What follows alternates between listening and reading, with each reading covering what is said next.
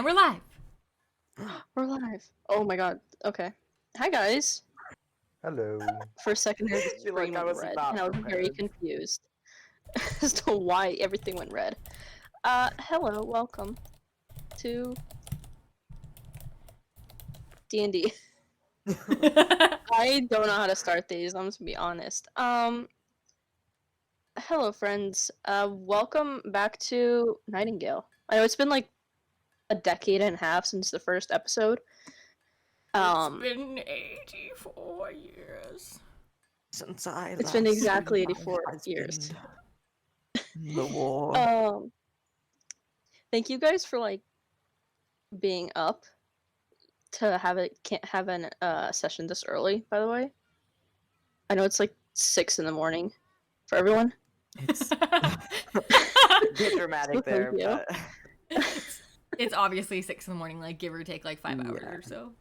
Give or take 5 hours, it's 6 in the morning somewhere. So And whatever year and time is.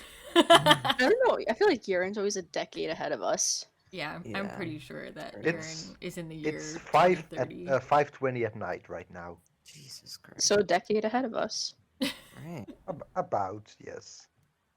Okay, so I guess we can just hop right into it. I'm just gonna recap the first episode. So pretty much read the intro that I wrote for it, and then summarize. I guess recap what happened there in the first episode. And then get the character reintroductions again after the recap. I was about to say the summarization. That's kind of morning we're having. Okay. Okay. You're trying your best. What? I said you're trying your best. Okay. I'm like also fixing audio as I'm You're doing this. doing Okay. great. You're doing great. Thank you. Alright, into the recap. In a world where magic runs rampant and the past meets the present, castles taller than the horizon fill the sky as Earth's civilization begins to prosper almost several decades after the War of 1347. With the monarchy reigning prouder than ever, its power reaches all corners of the earth. That was, however, until a rebellion army rose in the Far East and slowly moved its way across the globe towards the center of the monarchy. Leaving destruction, rebellion, and chaos in its path, the new government is slowly making its way up the ranks, and having wasted all of their powers, the monarchy now looks to the children of the 5 noble men from different ends of the earth to step forward and fight the rebellion heads on. However, in their battle to bring order back to the land, the team of 5 uncover dark tales and secrets buried deep into the grave that may just alter the course of humanity for good. What happens now is up to our team of 5 adventurers. Our story begins with several letters being delivered to the doorstep of our adventurers. Their message the same. It wasn't long before a team of 6 finally meet in the town square of Nightingale Palace, the town bursting with life around them as the sun reaches its peak at noon and the markets begin to finally open. Facing the south, the palace stands tall in its golden frame of rocks and crystals while guardsmen walk the grounds. A market is filled in the courtyard of the palace, as it does every Monday, but today is matched. I copied and pasted from the last time, so we're just going to ignore that part. But at the start of the first session, it is matched with decoration and ornaments in anticipation of the arrival of the summer solstice, a time-honored tradition in the land of Nightingale. The west of the kingdom is inhabited by humans, while the east is home to various working classes of gnomes, trolls, goblins alike. The two live in harmony with the northern nobility of orcs, Vikings, and Goliaths, but the southern tribe that often cause trouble for the monarchy. But before we meet the castle of Nightingale, I guess we can get a reintroduction to our adventurers. First up, we have Mr. Norbert, played by, or a known druid played by the wonderful Saint Yeren, played by Yeren. I can never say your username. Hello. Hi, Yeren. Or hi, Norbert. Yep. Next, we have Lucky, the tiefling rogue thief, played by Lucky76. Hello.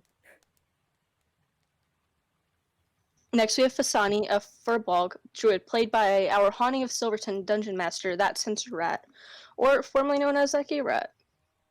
Whoa. I gotta throw in my long lost name like that. We gotta pay honor to it. But hello. Then up next we have Ari, a dragonborn cleric played by our Peekaboo Dungeon Master Magma Kitty Live. Peekaboo. Peekaboo. I read it Hi. as I wrote it, and I wrote it wrong. Peekaboo. It sounds like a weird Pokemon, and I'm here for it actually. So it's I like turned into it's like a Kirby while I'm blue introducing Pikachu, everyone. and it's called Peekaboo. I Love like Love it. Unfortunately, Miss Tila, played by Butterfly Angel 02, or as we lovingly call her, Lady Echoes, and Vanro, played by Mikey Likes It, are not able to join us, but we're still going to give them a shout out regardless. Check them out. They'll probably be back for the next session, whenever that is. So at the start of our first session, we established relationships, the relationships our characters have with each other. The characters with the same role will each roll with either disadvantage or advantage in every battle depending on the number rolled. This will come in hand and will play a big role in the campaign as it is where your loyalties and priorities now stand. At the start of every battle, and right now I'm going to repeat it, but if our wonderful adventurers can make sure to play along with the honor system, and if you have a disadvantage, roll with disadvantage, advantage, and all that. Starting with Fasani, you rolled at the start of the last episode, you rolled a 4. You have a hate/neutral relation with everyone, and you have a disadvantage when your initiative roll is similar to Ari's. Tila rolled an 18. She has no relation with anyone, so a neutral roll, and she has no advantages. Ari, you rolled a 4. You have a strong dislike towards Fasani and a neutral roll with all. So again, when your initiative roll is similar to Fasani's, you will both roll with disadvantage. Norbert, you rolled a 2. You are friends/neutral with everyone, especially friends with Ari. So you get an advantage when your initiative roll is similar to Lucky. And Lucky, you rolled an 8. You are friends and neutral with everyone. No bad blood with anyone. You are especially friends with Fasani. And similar with Norbert, you will roll with advantage at initiative rolls when your initiative roll is similar. And then Vanro, who again isn't here, rolled a 16. So he is friends with everyone, and he has an advantage ×2 if initiative roll is higher than everyone. So with the disadvantages, that will only count towards your first roll, your first move in a fight. So say we all roll initiative, and Ari and Fasani have rolled the same number. So their first action their first fighting action in the battle will be a disadvantage roll. So if you guys need me to post that in the Discord or anything, let me know. I know I kind of read that through pretty quickly. Actually, I'm gonna do that now. I'm still sad that Fasani is neutral to everyone and also does not like Ari. I know. I don't know how to do that. Are we allowed to like? Can we still like? Real quick. I posted the character relations in the game planning channel. Okay, can we still like? Can we become friends? Yes. Okay. So with the relationships, it will change over time, over the campaign. There'll be Can we different become moments where you friends? guys. Very. I think we need to quickly. like decide why we don't like each other, Fasani. Like, did we run into each other at a party Can it and be a wore the same hate-love outfit, relationship? or like And wore the same outfit. It's That's why definitely we the don't same like each other. outfit. Ari was so excited to wear her gowns, I her found like a robes, and then when super she walked like in, saw Fasani shiny wearing them. like sequined outfit, and then yeah, Fasani was wearing exactly the same one. It was horrible. Wait, but yeah, Fasani doesn't dislike Ari. It's just Goodness. Ari. It's Ari not doesn't liking like Fasani, Fasani. and then is like neutral to everybody Yeah, else. so it's because Ari doesn't like Fasani. Fasani, you kind of have a negative reaction towards her cold shoulder. I think Dustin. I think that's actually what we had said the first time, is that we were very competitive, and I think that's how we sort of played the first session. Because that's why. Yeah. Okay, so this Groovy bot has like birds in the background, and I got really confused thinking that like one of you had a bird or like Kirby was somewhere else, and it was really confusing. I'm like, Kirby's asleep right now. Why do I hear birds? Yeah, Alright, we all intro. just got a bunch of birds. Also, if you look on the overlay, using a really cool map website thingy, I made a basic out. It's not finished yet, but that's pretty much what Nightingale looks like. It's gonna change as I add more to it. But in the first episode, the head guardsman, Faya, gave the players a map of the world pretty much, and that is basically what it looks like at first. So, next in episode 1, continuing, we met a companion that will join our adventures on the next few missions as until they return back to the kingdom. Hartley, an artificer with the ability to unlock magic in everyday objects, is known to be a supreme inventor of the town. He's always messing around with trinkets and doodahs and whatever, always, messing around with them and having fun with it. Artificers see magic as a complex system waiting to be decoded and controlled. Artificers use tools to channel arcane power, crafting temporary and permanent magical objects. Hartley is a retired soldier that once served in the War of 1347. He was released after getting caught using magic to defend a civilian that was listed as a threat to the kingdom. Now, decades later, Hartley works as the apprentice to the local blacksmith, forbidden to use his magic until he was chosen by the players as a companion. Having chosen Hartley as their companion, our players now get +2 points when handling firearms once per long rest. After meeting our artificer companion, we travel through the forest south of the kingdom. After interacting with the fairies, the forest creatures, and a young trickster elf, we met the traveling village of what we thought were a rebelling army. However, after spending some time with the elves of the forest, our adventurers learn that this group is not that of the rebellion forces, but are really just one of the oldest living villages in the world. Having just sat down for dinner, Elder Kennedy was about to tell their story to the villagers, when out of the shadows emerged several large dragonborn, sending the Fae and elves hiding. As they storm the clearing, their chanting voices engulf our adventurers, sending them into their very first battle of the campaign. With that, it's my first time DMing a fight, so I apologize in advance. I'm gonna be asking a lot of questions and taking my time with it. But you guys ready to fight? Yeah, I'm excited. If we must. If we must. If we must. All right, so you see the 3 dragonborn walk closer to you. Their tails are swaying back and forth, and their eyes are glowing redder by the second until they spot Ari.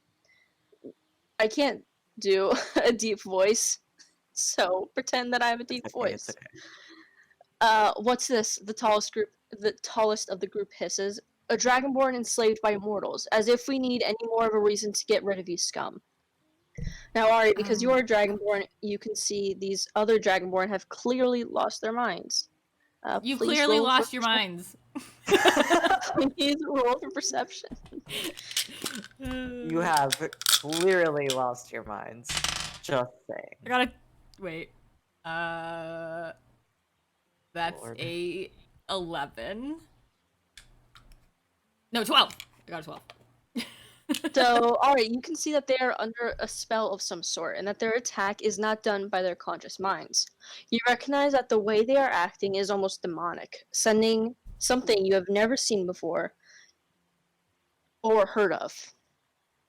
So, this is where you guys, if you guys want to talk at all before we roll for initiative, you can go ahead. Okay, I will let the party know what I have percepted, and Perceived? no, it's percepted. It is percepted? No, it's Is that a not. word? It's not. It's not. You sound Okay. like I was Mark- Gosh, I need to wait, be careful. These impressionable Yeah, minds. me and Sandra are like, is it really? Is it really percepted? We trusted you. Betraying our But thoughts. Ari will 100% Wow. turn to the party members and be like, I have percepted that, that these dragonborns are under some sort of magical influence that seems demonic, but they have obviously lost their minds. Be Hmm. careful. Be careful. Be careful. Yeah. They've lost their I So- will be careful. To explain the clearing, kind of, imagine I'm gonna say about a yard's worth of, in diameter and circumference, whatever, of an open field. To your left, as you guys were just sitting at several large wooden benches, almost tables, that is directly to your left, as everyone has now gotten up. The Dragonborn are directly in front of you, about 30, 40 feet in front of you. To your right are the elves from the village, and in front of them, Elder Kennedy is standing by them. The fairies that once surrounded you are now hiding in the treetops, and some of them have even Ari, because you have made friends with the Fae. They have some of them have come to stand behind you. Yes. The three Dragonborn are all standing several feet apart, blocking the. You can't see anything behind them, and you notice as they move, there's almost like a dark shadow covering directly behind them. So now you guys can roll for initiative. Okay. And do we roll it with disadvantage, or is that just our first, like, So action we take? roll. So you guys will roll for initiative, and then depending what numbers you get is if you have disadvantage or not. Okay. Yeah. I got a 1. Okay. Got a 3. 11. I roll a 17. Okay. So 12, 13, 1. Okay. So Yaren will go first. I was not, I don't remember any of that. Hold on. 12, 13, and I got okay. So can you 11. guys repeat it, please? Okay. I roll a 17. Yaren. Okay, and then Lucky, you said you got a 3? Yep. And Marcus, you got a 1. Yeah. Okay, so Yaren, can you roll again, since you and one of our bad guys both got the same number? Fine. I suppose. Well, believe it or You- not, I roll a 17 again. Oh my lord. Okay, so you will Isn't go that a, like, first. Zac Efron movie? Yes. Pretty good one, actually. We're playing So D&D. Yaren will go first. Then our three bad guys will go next. That'll be Nicole, Lucky, and Marcus. I'm probably gonna forget that. Let me write that I'm- real quick. I already got it in game chat, don't worry. I love it. Thank you. All right, so Yaren, you get to have first swing. Oh no, you don't. Hold on, real quick. I forgot something. Before the fight actually begins, your companion Hartley, because he is an artificer who practices magic, and if you guys remember at the start when you first entered the village, all of your weapons were left by the entrance. So you do Oh, not have any weapons as of right now. Your companion, because he is an artificer who practices magic, carries a small bag to aid you in your quest, but only when prompted to. Please roll for what type of weapon you will receive from your companion's bag of magic, and besides your spells and the weapon you get, you don't have anything else to fight these people, these Dragonborn. All of your weapons that are on your character sheet were left at the gate. Can I Okay. choose to So not please roll get a for. weapon? I think you're gonna want to get a weapon. I Okay. think you're gonna like the weapon you get. Okay, I was just gonna throw. So I was just gonna throw shit at them. you're gonna like this weapon if you get it. I'll be very happy if you Okay. get it. Mark, can you roll first? Oh, just with a D20? Yeah, D20. Okay. And a 7. Oh, and also because we are using weapons, and you have an artificer for a companion, you can add +2 to whatever you get. Oh. So 9. Marcus, you get an enchanted sword, and it gives you +2 magic damage. So if you have a long sword on your character sheet, it would be the same as that. Or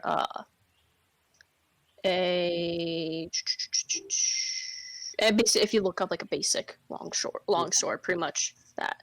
And it gives you +2 magic damage. Yaren? I will roll a T as well. Where is it? There is it.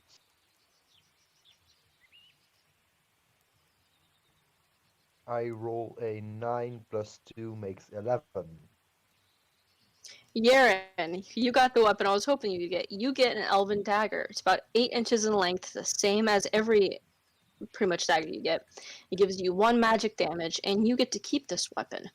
And as you hold the weapon in your hands, you see it start to glow, and runes appear on it, and something about this weapon tells you that you are meant to have it, that it has some deep history that you need to figure out and unlock. Ooh. So I need to add it to my character sheet right now, so I'll do that. Yes. Yeah. Nicole? Okay, I just gotta roll. Yes. And then add +2. A 12. 12 with +2? Yeah. Okay. Nicole. Yeah, I don't know how you guys are. You also got the weapon I was hoping you to get. You get a true dragon lance. It is a long spear that deals the damage equal to the wielder's maximum hit points. You get to keep this weapon. So be it doesn't break. Lucky, you're next. Okay. I rolled 15 plus 2, which is 17. You get a magic glove that can blast ice directly at your opponents, and that is +5 magic attack. Y'all are getting the weapons I was hoping Really you would cool. get. Y'all landed on the weapons I wanted you each to get, which is Out of crazy. character, sorry. Sandra, you are a brilliant DM. I would just like to Hey, say that. thank you. I saw this on an episode of Critical Role, and I'm like, that's cool. Inspiring. All right. I don't have the exact like advantages each thing has, but it's all like on D&D and Beyond, I believe. Lucky for the magic glove, it is. I don't know if I said it. You can blast ice. So if you have like a, I don't know if there's a magic glove option on D&D Beyond, or if that's like an actual thing, or if I just pulled it out of my butt. But you can, if you look up shape water, I would say would count towards, which is something I believe water genocides can do. If you look it up, it will pretty much you can whatever shape water does you can now do. And then for the plus magic damage that you guys got, that is something you have to specify. Otherwise, it will not get counted directly towards it. So it's another one of those things where you have to remember to add in. Okay. Okay. Can you read me the Lost my dragon characters. lance like one more time? Yeah. So a true dragon lance is a long spear that deals the damage equal to the wielder's maximum hit points. And when can I use that? Whenever. So Yaren and Nicole, because you guys, Yaren because you got the elven dagger, and Nicole because you got the dragon lance, you get to now keep those items for good after battle. Marcus and Lucky, you will unfortunately have to give those weapons back. Sad. I lost my character sheet. Found it. Okay. D&D So I and guess Beyond, Lucky. D&D I and have it Beyond saved. is acting up for me, so I'm just telling you it's acting up for me. Okay. So I might be a bit preoccupied trying to fix it. That's fine. And if you guys can't find those weapons or whatever on D&D Beyond, if I think you can just find them on Google. So whatever the first one you find, you can grab. I trust y'all. So Yaren, because you rolled the highest, you get to strike first. I will, but I can't add the weapon to my character sheet because it won't let me load it again. Okay, that's fine. I can here, let me find a quick link. What did I give you? An elven dagger? D&D. Like it won't even let me look at my character sheet again it says it gives a error. Okay. Do you want one of us to repost it, like a screenshot? That would work. Yes. Okay. Let me grab that real quick. Okay. I forgot what this campaign was called. I was looking through Peekaboo. Oh, I can't see it either. Huh. Oh. Are any of y'all on D&D and Beyond as well, or do you Mhm. have it like in print? I'm also on D&D Beyond, and Yeah, I'm on it D&D looks Beyond. fine to me. You want to post the Okay, link for me in Discord? I will take a look. Yeah, for because some reason I'm like getting an error message was for it working too. fine. Yeah, it was working fine Yeah. for me, and then I clicked edit, and then it gave the error. So I reloaded, and then I couldn't even go back to my character sheet to begin with. Hmm. Hmm.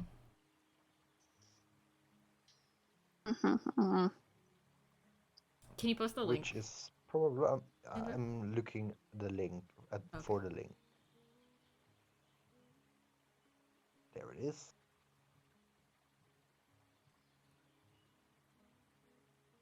Copy link. Uh.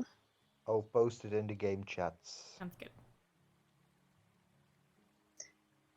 Also, if you guys can't find, I don't know if I said it, if you can't find the exact item, you can grab something similar to it. So if there's an exact elven blade, you can add in uh, like a short sword, whatever be it. I'm not sure if the dragon lace is on D&D and Beyond. I haven't had a chance to look. Lance, I mean. I'm pretty sure D&D and Beyond is down because yeah. Are you able Which to? I can't open up It Yeah. says there's a my other known character sheets issue either. with NordVPN's cybersec feature that prevents character sheets from working. I'm not using any VPN. Yeah, it wouldn't I make think that sense just that means. it wouldn't make sense that we couldn't.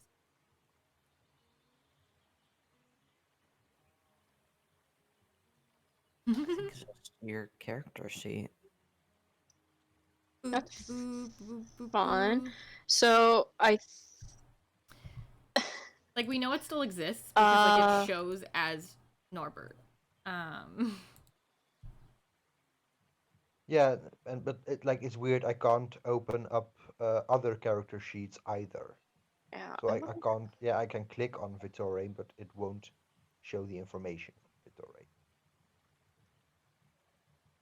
Can you? Are you able to make a quick one, just for You this? know what? I just went and tried clicking on Pisani again, and it won't work. Yeah, Is it's it? So, just Oh, is it D&D all and Beyond down? is down, I yeah, think. it No. must be done. Do we not have our character sheets at all? Oh man, that sucks. No, I Yeah, we're don't down. have mine. Yeah, Okay, I was Okay, it's just let's fine. take Very a much couple minutes. problematic. Let's take a I couple was say we can minutes just. and let's just see if there's anything we can figure out or like find out and if it's like if they know it's down, that kind of thing. And we'll just take a couple minutes and like go over I'll, that and see if there's other options for us. I'll look Yeah. at their Twitter. Okay. okay, We so will be yeah, right BRB screen. back. We don't have a BRB screen, so we'll be right back.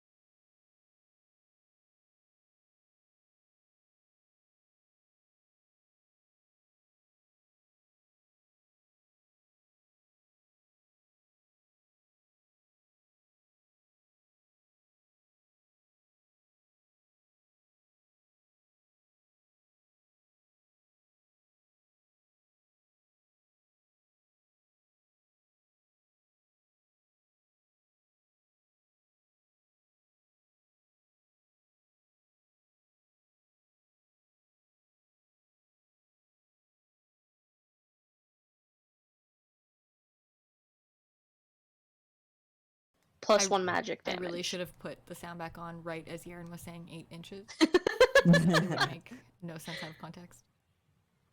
But we're back. Nicole, you are God. dirty. Nicole. What are you talking about? Nicole's like, this anything. isn't my. Nicole's like, this isn't my campaign. I can say whatever I want. Yeah, just if anybody's We're back, guys. D&D Beyond is acting up a little bit for all of us. Apparently Norbert's character sheet was a virus. Just kidding. Yeah. But Norbert as soon as we all tried to broke click one. Norbert's sheet, all of ours went under. So if you are playing tomorrow with us, I would highly recommend at least at some point today going in and exporting your character sheet to a PDF form, please. Just in case it does happen to us tomorrow. I hope it won't. It does look like it's something to do with D&D Beyond and something to do with their APIs, but just if you can, just go and export. It's good to have it as a PDF anyway, every time you level up. Cool. Okay. I will be quiet now. All right. Sandra, do the thing. All right, I guess if we're ready, Yurin, you have first swing. And to recap, the Dragonborn are like, what did I say, 40 feet in front of you, several feet apart. You guys are by a table, wooden table, and the majority of the village is to your right, like hidden behind. They're hidden.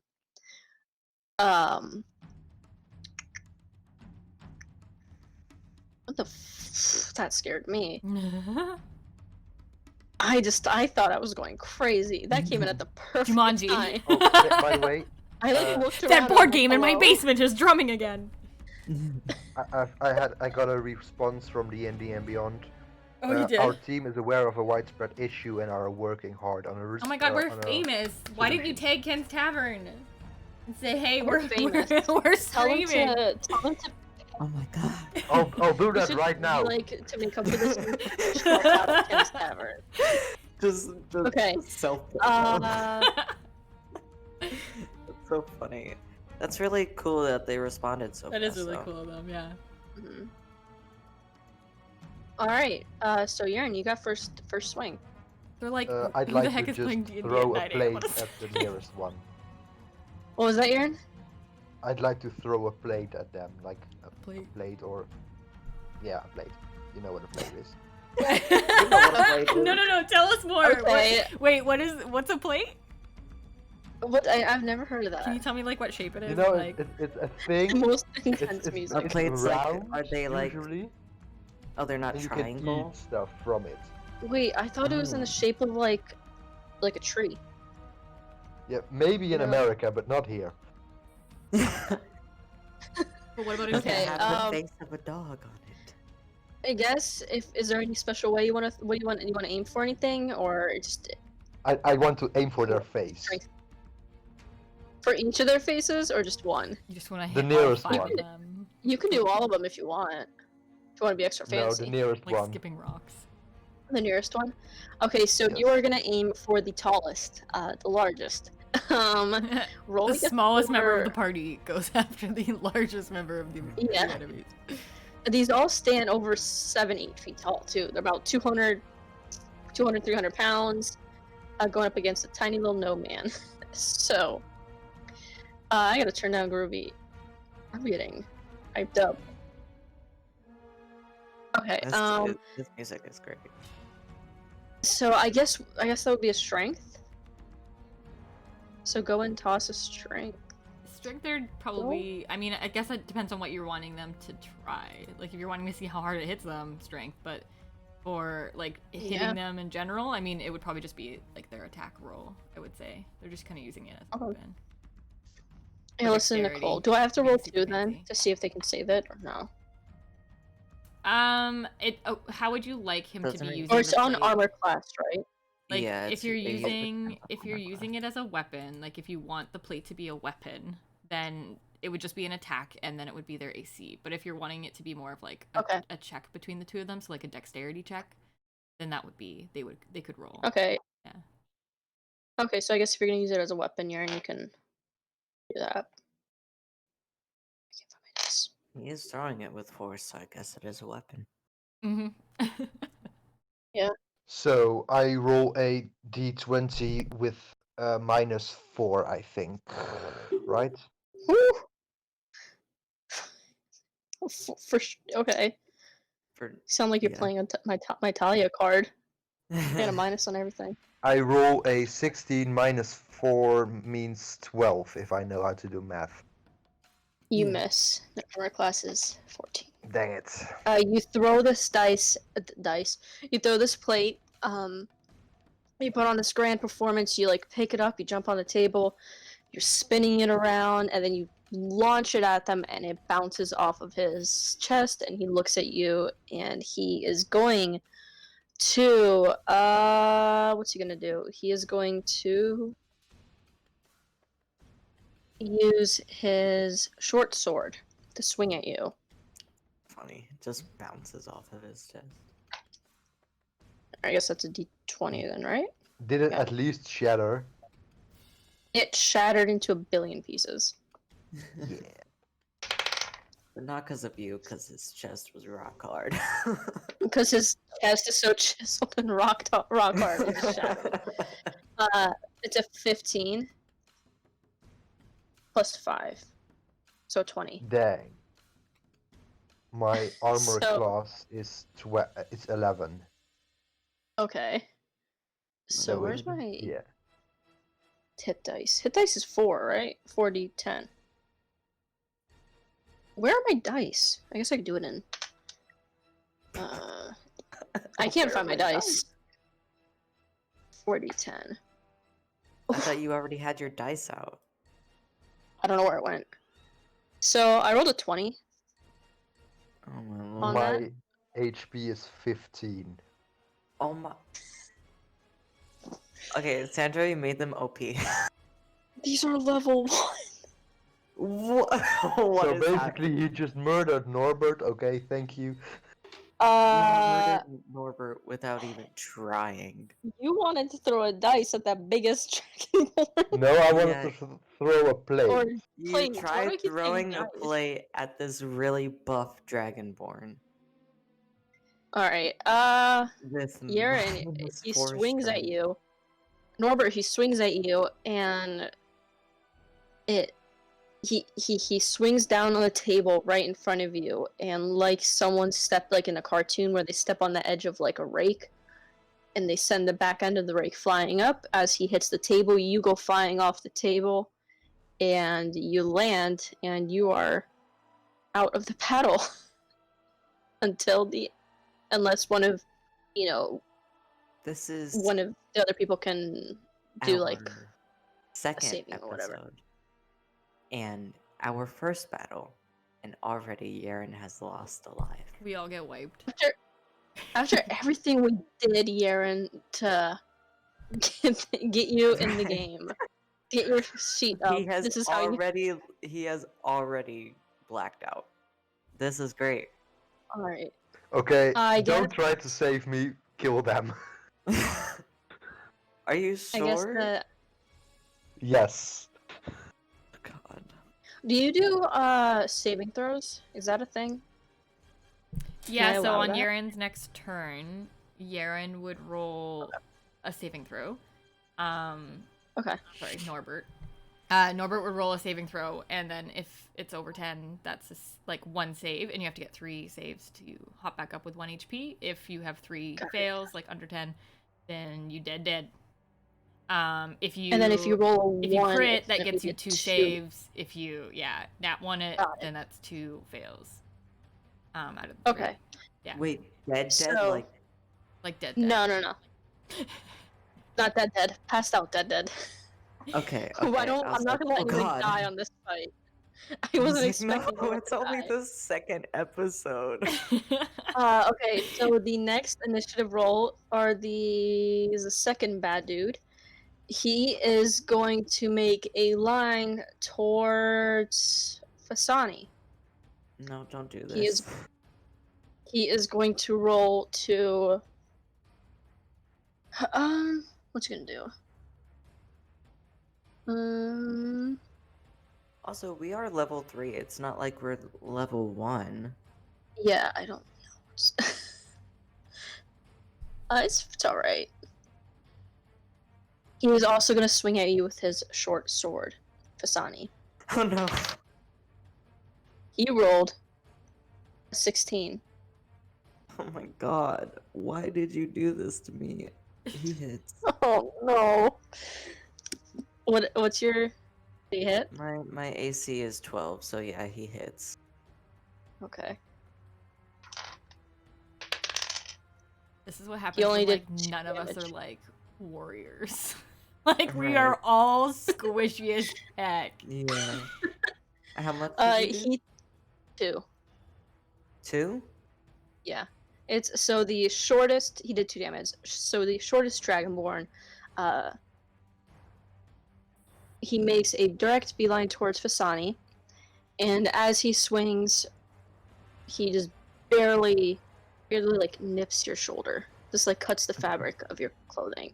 You get a little paper cut, but that's it. Little paper cut. Meanwhile, Norbert is Yeah, one But, hits like, Norbert yeah, and paper then cut for a does halfling, I 2 guess, is, like, a damage big for deal. me.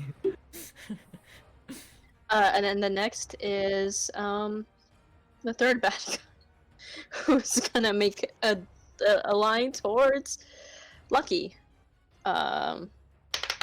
He is going to he is going to try to again short sword you. Short sword. He rolled a 5.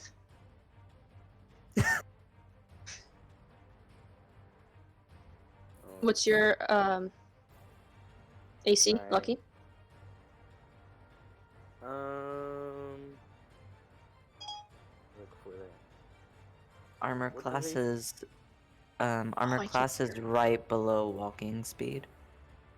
Let me rejoin real quick because I can't hear Lucky. So I'll be right back. Lucky, it might be your mic actually. Is there a way that you could up it or maybe try to bring it a little bit closer? If you go in, It's fine. you can turn up your sensitivity so you don't have to talk as loud, and I'll pick it up easier. There we go. So yeah, what was your AC? I'm still looking for that because for some reason I can't find it while I'm looking. It's right if you're on the the website on D&D Beyond, it is right below walking speed. Sort of in like a little shield shape. Yeah. Okay. So it's 11 or 11. Yes. He does not hit. I mean, I So, would yeah, really the- hope that your AC was above 5. Yeah. Like, I would Yes. really hope so. if The not, something's Dragonborn wrong. goes to miss, and he swings. He overestimates, and he swings right over your head. Poggers. Nicole, you are next. Sorry, Ari, you're next. I need to Okay. get used to calling you by your character names. Okay, so Ari is like not a huge lover of fights, so I'm gonna go over and try to bring Norbert back with a cure wounds. Okay. So basically I'm just gonna run over and like boop Norbert on the nose and give you back 5 HP. You're welcome. 5 HP. I rolled a 1, Thank you very and much. so you're very lucky that my spell modifier is 4. So you get Norbert, 5. you jump back to life. And you're back in the fight. Get up, Norbert. Thank you very much. That was the first hit. Thank you, Marcus, for reposting. Yeah. Lucky, you are next. So to recap, the first bad guy is by the table where Norbert was flung off of. The second is closer towards Fasani. And the third one, the second one is closer to Fasani. The third one is closer to you. Still, I'd say like 5-10 feet away from you. So you can choose to go for the person right in front of you, the person right in front of Fasani, or the person where Norbert was. Or you can choose to help out one of your other group mates. Friends. Not really friends yet. Oh, I think Lucky might be fixing their sound. They're muted. Yeah. So what I'm gonna do is try to sneak up behind the one that's in front of Fasani and then try to sneak attack him. Okay, so that would be stealth. And then, yeah, stealth, right? Yeah. Yeah, stealth or dexterity. Yeah, you can choose between stealth or dexterity, whichever one is easier It's or better. basically the same thing, but a lot of times rogues have like better stealth. Yeah. Okay, and then I have to roll for it. Yeah, It's so like D20 plus D20, whatever your stealth is. whatever your modifier. Yeah. So I got a 19 plus 3, which is 22. Jeez. Okay, so yeah, That'll do. how do you get up behind the Dragonborn? You just try can to, describe how you get up. well, basically walk away from the one in front of me, and then sneak up behind the Dragonborn in front of Fasani, and then I sneak. Okay, yeah. I do not So know how he got past the first Dragonborn, but we are not going to question it. these Dragonborn, because you can tell that they're not entirely all there, so they probably aren't paying a lot of attention. Yeah. And they're probably still shocked over Norbert jumping back to life, so they're not paying much attention to Lucky. This little guy. I guess if you want to attack the Dragonborn in front of Hasani, you can do a strength. Or if you want to attack him with a specific, you can. Or no, your move was going up right behind them, right? Mm-hmm. Do okay. you have a bonus action, mayhaps? Yeah, I have Oh! dash, disengage, or I can hide. Okay. So none of really what you want to do. Mm-hmm. Alright, Fasani, you are next. And again, there's one right in front of you. Lucky is right behind that Dragonborn. One is at the table, and one is where Lucky was. Okay. I'm just gonna try attacking the one in front of me with Okay. a really cool long sword. And go for it. Do I only do plus the 2 magic damage, or do I also do the plus 1? You do plus that's on it, and then plus the 2 magic. Okay. Nightingale is a very magic-filled world, so a lot of the items, fun little DM fact for you guys, a lot of the items you see around you has some magic. Well, first to I it, too. kind of have to see if I hit, so okay, well, it doesn't matter because I rolled a 2. So... Okay. As you go to swing, the Dragonborn catches it in his hand and kind of pushes it out of the way. He says, no. Back to the first Dragonborn. He is going to move away from the table, and he is going to try to help out his Dragonborn buddy and try to at this point he sees Lucky behind his friend, so he tries to swing at him.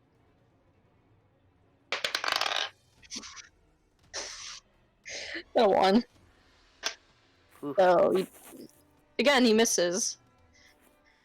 The second Dragonborn, feeling the air of the sword swinging by his head, he turns around and he tries to grab at Lucky.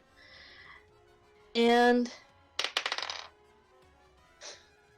God, I got a 3. He misses. We're lucky that these people are very clumsy. You're lucky I don't know how to roll. It's followed me from Peekaboo. Thank God that Xander does not Look at have you. good rolls. I'm pretty sure Tortuga, when he made these dice, I'm pretty sure he rigged them so I can't roll well. So I'll just put that out there. As the second Dragonborn tries to grab at Lucky, he swings his arms up and he misses because he again thinks Lucky is taller than he is. Than they are. And the third Dragonborn the one that is where Lucky once was, is going to go for, I guess, Fasani. Why not? Since Norbert and Ari are a little bit further away. I'm really upset at this. Got a 13. So he's gonna swing. What's your AC class, Fasani? 12. Okay, so he's gonna with his short sword. He's gonna try to swing at you. That is Okay. the wrong dice. 2. Okay. Well, You were.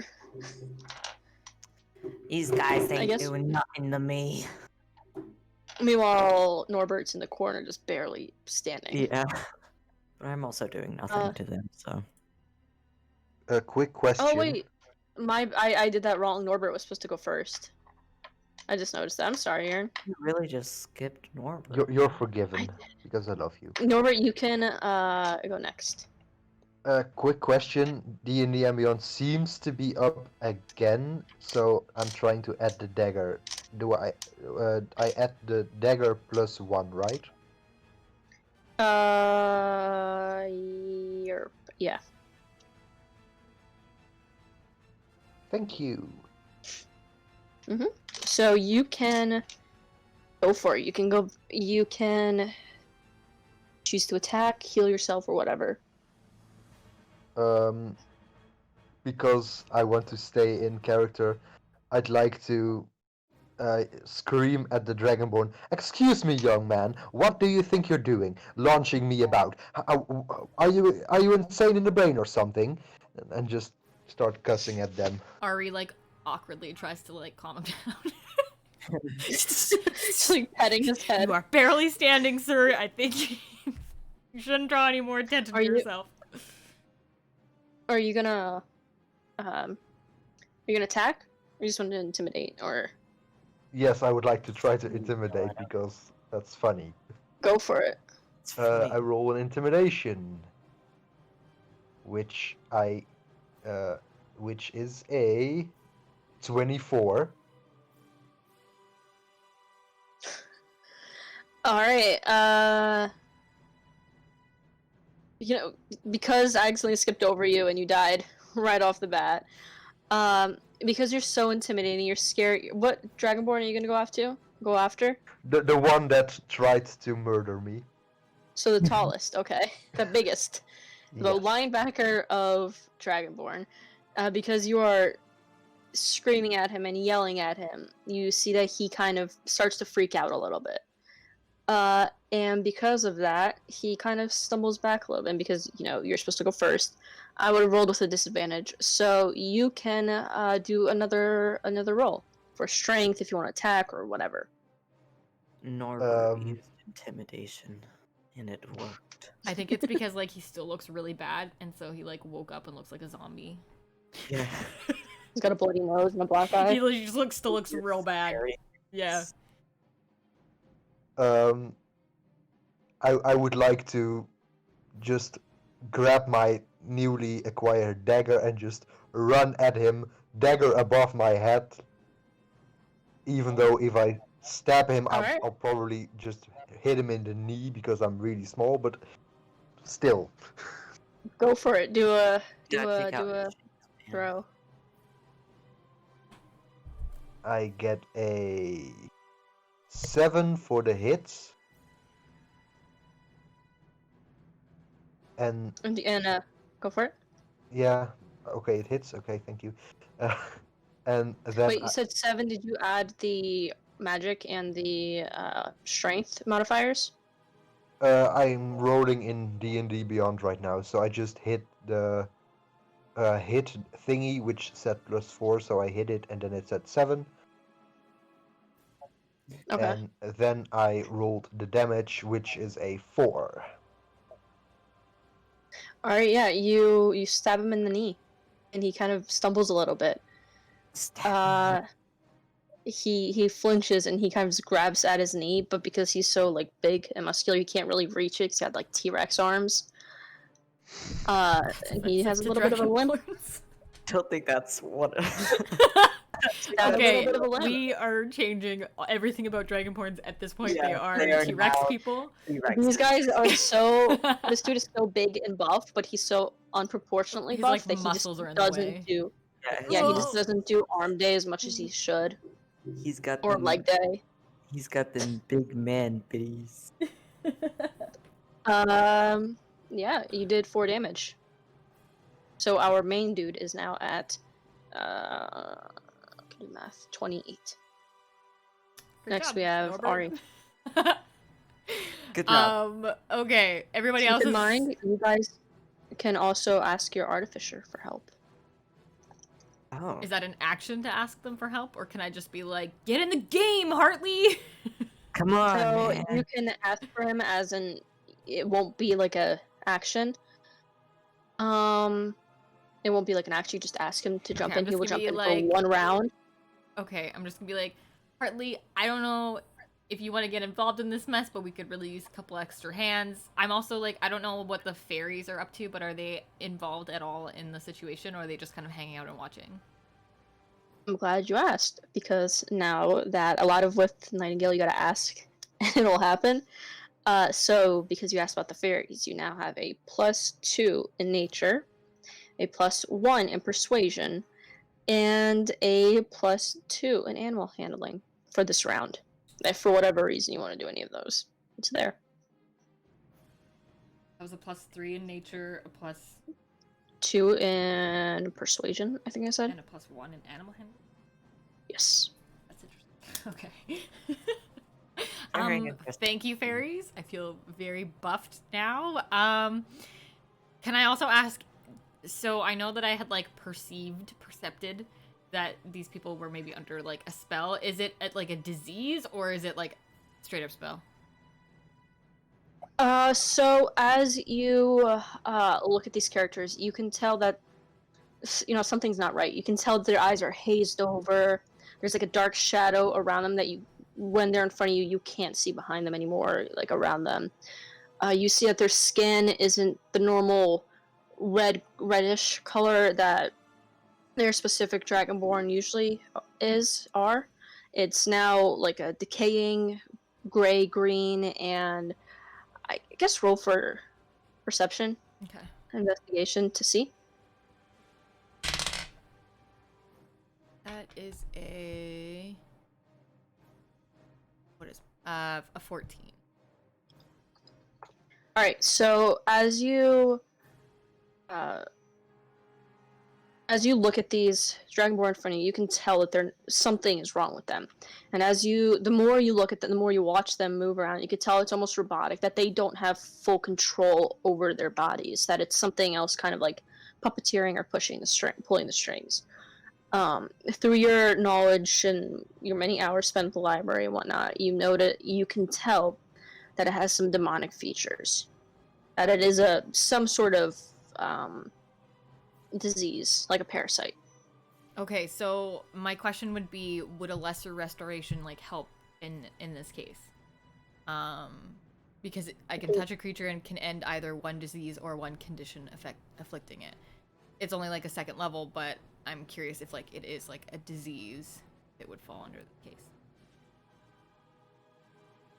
Or do you just want me It to would try have to and see be what happens? a super high roll. You can roll to try it. I'll let you roll, not an action, to try it out. Okay. So you can roll. Try your best. Okay, so I'm gonna run up to the big guy that's just been stabbed in the knee by Norbert. Just because I'm worried about the little guy. And I am gonna attempt to cast Lesser Restoration on big guy. It doesn't really have a roll to it, so what do I need to roll for you?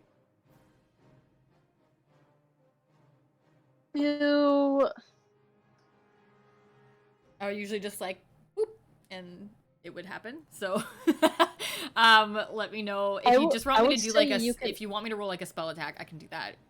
And just add my spell modifier, but unless you want something specific. Yeah. I'd say you can add your spell modifier to it because it is a higher roll for it. So Okay, it's not gonna work then. It's the 6, so Goofy. Yeah, you needed a. I like wouldn't usually above a roll for 20. this, so yeah, okay, that's all I tried, so it wouldn't work, I guess. Okay, so you're standing right behind it, and you're like trying to work. You still notice, even though it didn't go through, you still notice that it's a disease. It's a demonic disease. I'm quickly adding in the stuff for Hartley real quick. Who's next? Ari Lucky. just went. Yeah. Lucky. Okay. Since I'm between two Dragonborn, can I attempt to just throw dust in there to blind both of them, and then hide? Yeah, since you have that hide bonus action, right? Yep. So yeah, go for it. You can, I guess, would that be nature? The dust, dirt. You can do, yeah, we can roll. Yeah, Okay, and then add nature. yeah. Okay.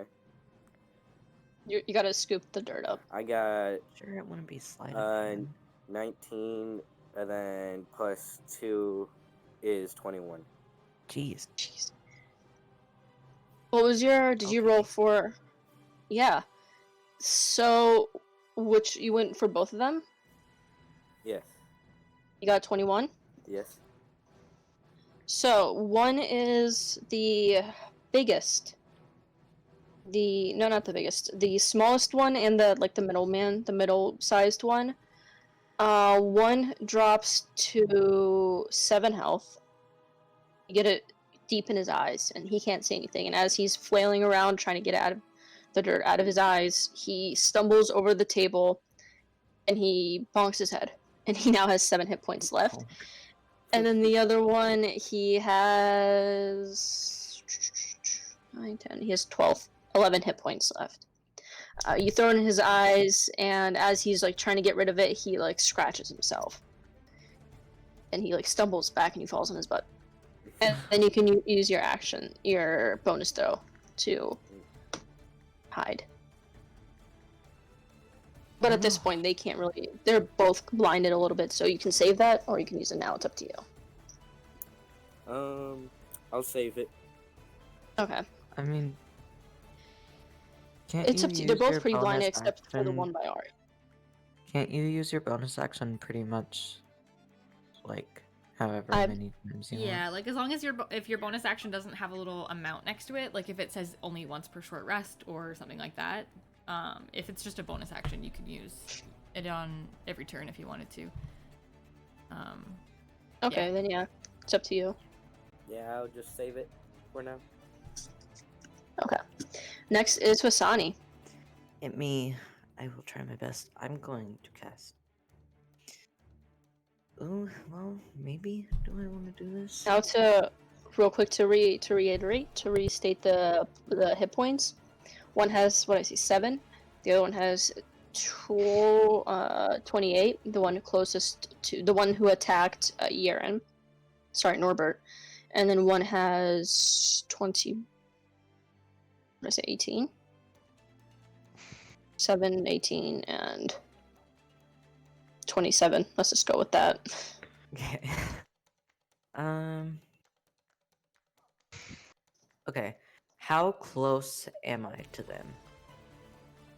So because Lucky just jumped in and threw dirt at them, one is is about 15 feet away now, 20 feet away, and then the other one that was also next to you is about the one that fell over the table is about 30 feet away, and the one that wasn't right in front of you is about 10 feet away. He's still on the ground. He fell back, Okay. So what and I'm then going the to do- other one is, say, 40 feet away, closer towards Norbert. Sorry. Okay. Well, then I'm not gonna cast that. I'm. God dang it. Nothing. You know what? I am gonna cast it because Go my for it. longsword will not reach. I'm going to cast Earth Tremor. Okay. You cause a tremor in the ground within range. Each creature other than you in that area must make a dexterity save throw. So, anybody within 10 feet of me like in front of me, I think. Okay. It has to I make can say a that save throw that and get better than 12. all right. I can say that applies towards the guy who's on the floor right in front of you. So it has to Yeah. be dexterity saving throw.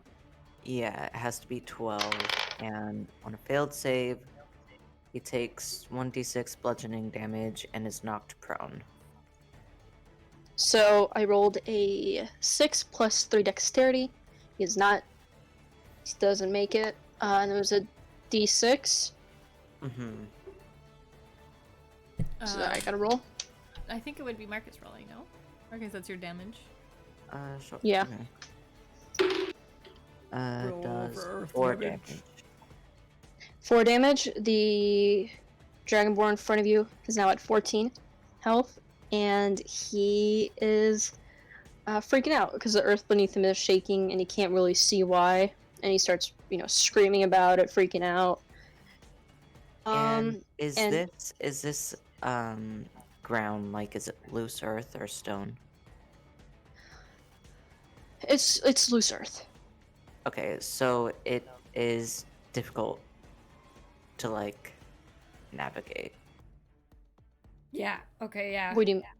So basically, any of us that are kind of moving through the area now would be moving with disadvantage because it's now difficult terrain, unless Okay. you have like proficiency in. I think it's survival, but I would have to. It's just a 5-foot Okay. area. Yeah. Yeah. Okay.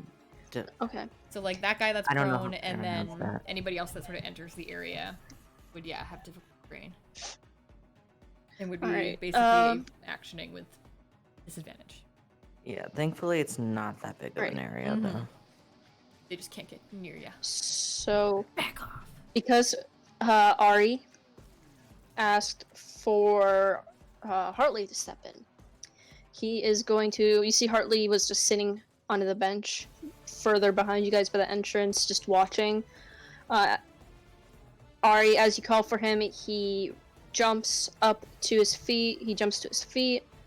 He runs into battle. He is going to, because he's a companion, he can run headfirst in a battle, and he is going to try to.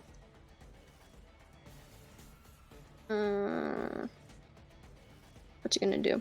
Thing is, there isn't an artificer character sheet, so I'm going off of sorcerers. I did not change the level. 1 second. Um. Uh.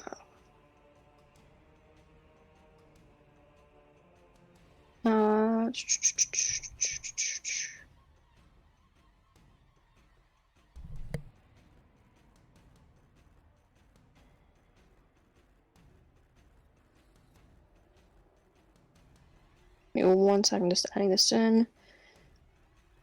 And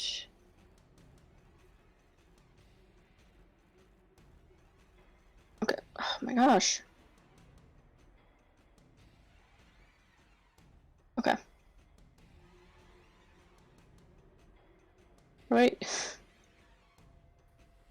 Okay. Alright, so Hartley jumps up. He runs into battle.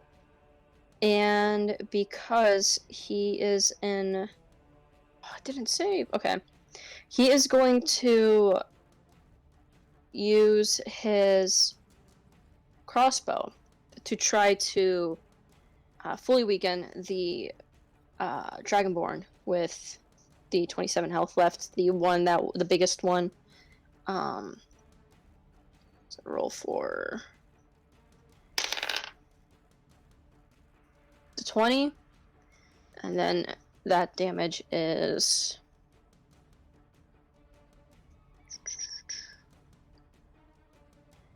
Alright.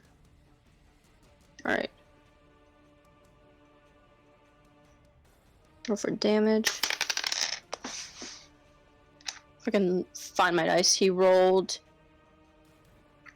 10. So as he stands up, he jumps up behind you guys. He raises his crossbow from his back and he aims, and he hits the largest dragonborn in the chest, and he drops him down to 7 health. Right? Hartley. No, I lied. It drops him down to 14 health. So now you have the largest Dragonborn is at 14 health. The one that is on the floor in front of Fasani is at 14 health, and the one over the table is at 7 health. Now this goes back to Norbert. Okay, so I'd like to do something quite nasty, even. Okay. And I don't know if I'll be able to reach it, but I would like to try to stab this motherfucker in the dick. Okay. Go for it. Would I be able to reach it? You can jump. Okay. He is so after Hartley shot him, he's kind of bent down. He's grabbing at his side where the arrow hit, so he's kind of bent over. So you should be able to reach it. And the dagger is Okay. also 8 inches long if you were going to use that one. Yes. So for my hit thingamajig, I hit a 19, so I think I'll hit him. Yes. For 6 damage.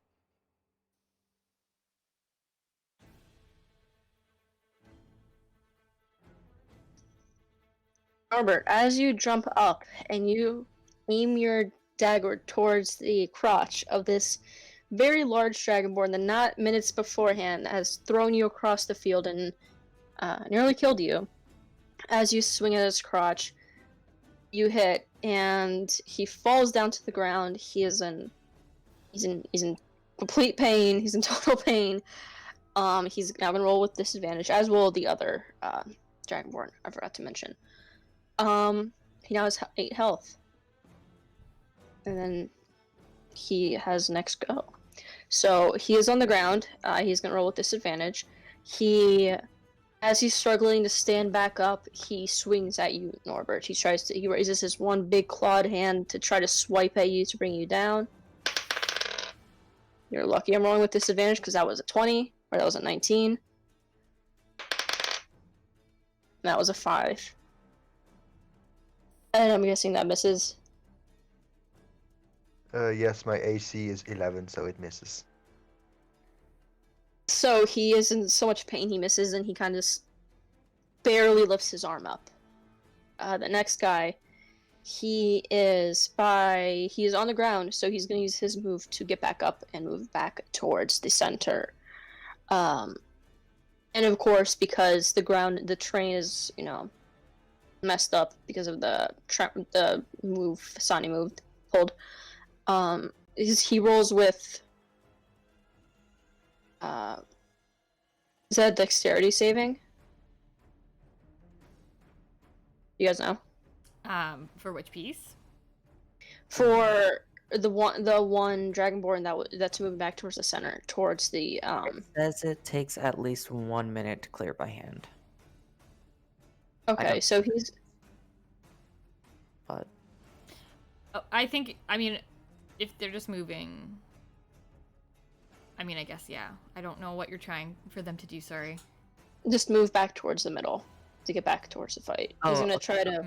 it becomes Move back. difficult terrain until cleared, and then it takes 1 minute to clear. If Okay, they're- so he's gonna use his move to try to clear the train, I guess. Can you do that? Yeah. Yeah, I mean, a minute, it's a pretty long time in a fight, but They're not the smartest. this Dragonborn's You just can't gonna, really like, see. sit there in the middle of the fight So, for, like, a minute clearing up he's- rubble. He's also still blind, so he's I'm trying not his best. complaining. And then the third dragonborn that was sitting on that was on the ground, he gets back up and he tries to make a pass at Fasani. He's angry that he got knocked down, and he's angry about the dirt in his eyes. He rolls a 6. Ha, loser. Can't hit me. And then with disadvantage, it's a 1. Ha! Okay. He swings his arm and he hits his friend, but not strong enough to do damage. Dummy. Ari, it's your turn. Okay, so are any of them, like, close to being dead? Or are they all still looking like okay? The one that is They're all pretty close. One's at 7, one's at 14, and one's at 8. Okay, I'm gonna try out this fancy dragon lance and go for the one that's like looking the best and not super dead. So I'm just gonna run up to whoever that is and stab him The with larger? my dragon lance. Which, Alright, go if for it it. goes up to max HP, would be like 18 points. So how does that work? So I guess let's roll and we'll see. Okay, so just roll an attack roll? Yeah. Okay. That would be a... I don't know what my plus would be on this weapon. 21 to hit. Whew, okay. Yeah, so... Yeah, you hit him. Yay! You did it. As you raise your... I'm not gonna ask you to roll for hit dice or anything for damage. As you raise your dragon lance, that's what it was called, the dragonborn lance, the dragon lance, the true dragon lance. As you raise it, you see fear flash across this dragonborn's face. He is the biggest of the group. He's obviously the leader. But at that moment, you see the fear take over. The anger, the evil, the hatred that he was spewing is no longer there. He is terrified. As you raise this dragon lance, this true dragon lance, and you go to swipe down, a barrier almost forms around him. As you go to swipe down, it hits the barrier. A purple ripply effect, wraps around him, and he is fully knocked out. Because of this true dragon lance, when a dragonborn uses it on another dragonborn, it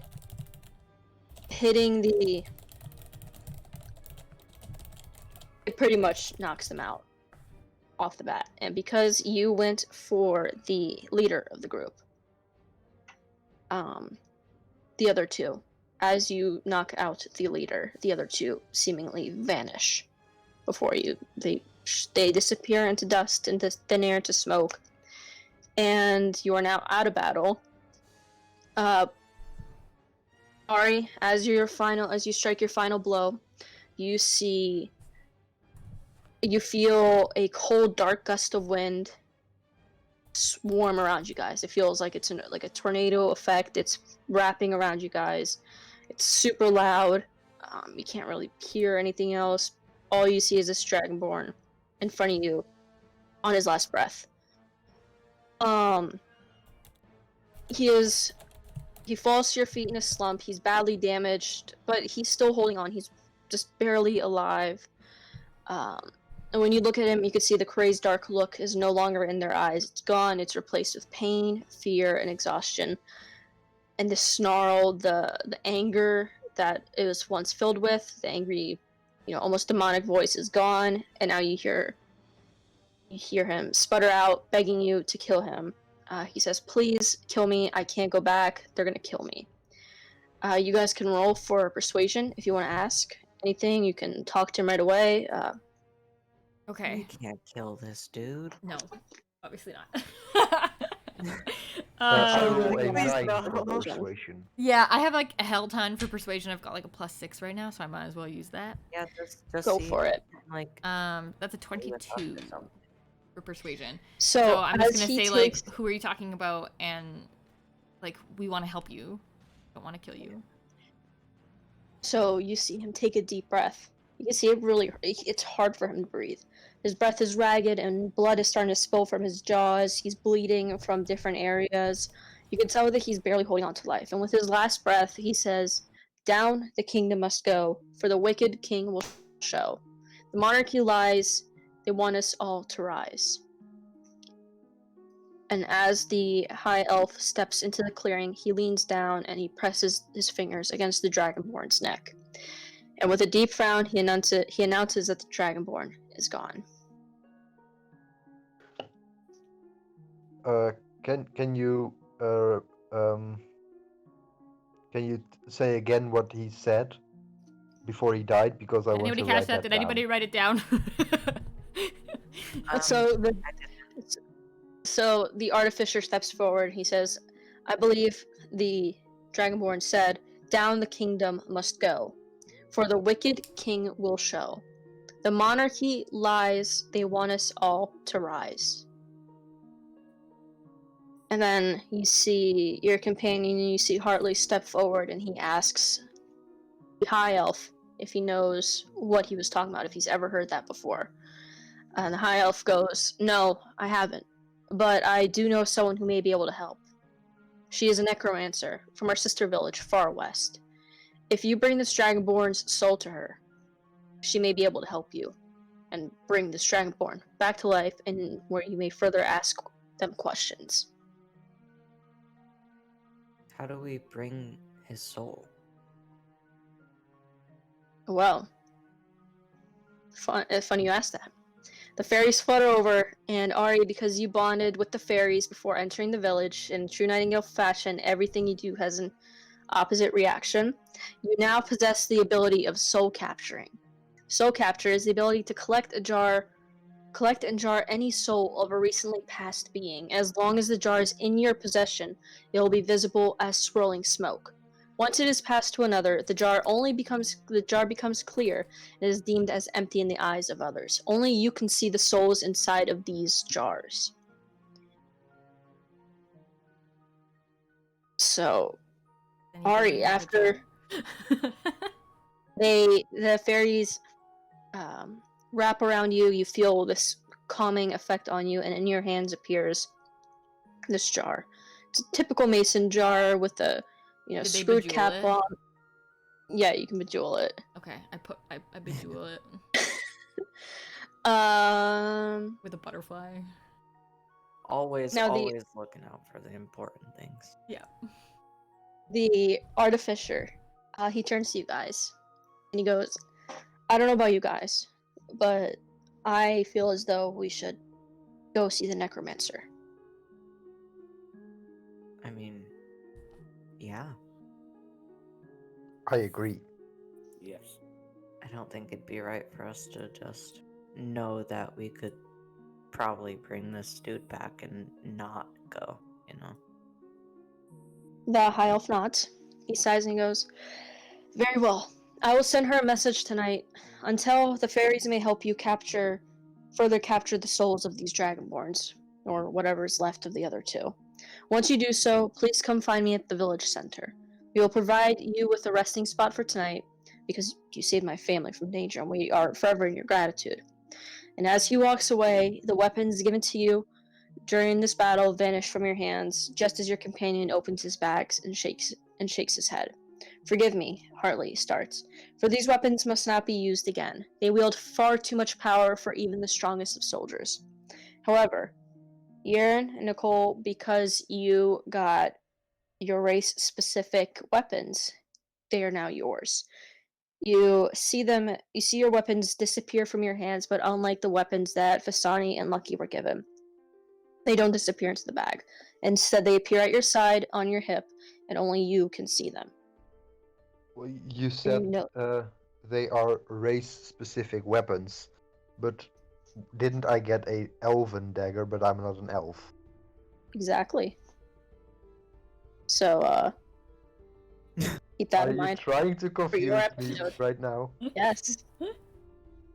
I got a fun plan for that. You're gonna love it. Well, Alright. count me as Ooh. confused. Okay, So, I've Can got I another ask- question about. Marcus can go first. Sorry, can I ask what, like, the race-specific weapons were for the tiefling and the furbolg? If you had one?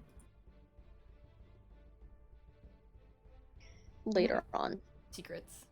DM secrets. The only reason that Ari, the Dragonborn, was given one was because they were fighting against a Dragonborn, a cursed, possessed, diseased Dragonborn.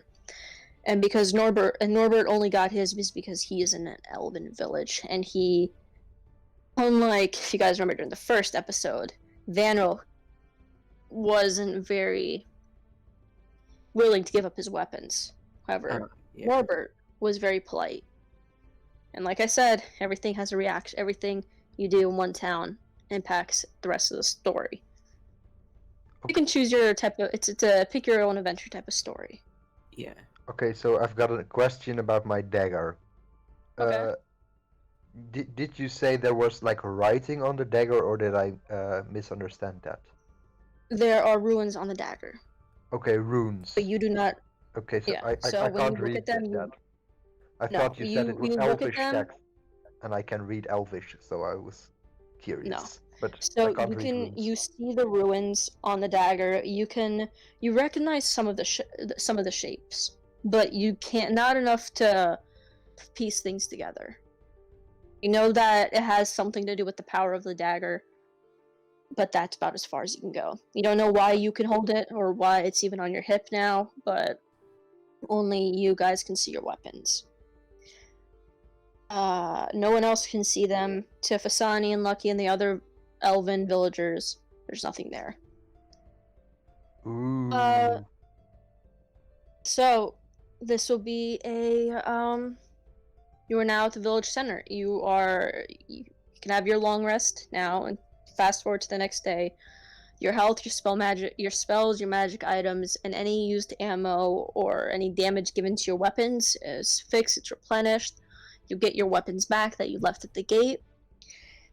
And the next day, you are led deeper into the woods. The sun is high in the sky, the fairies around you are chattering, they're laughing, the birds are going off. The birds are singing, you can hear animals running around you.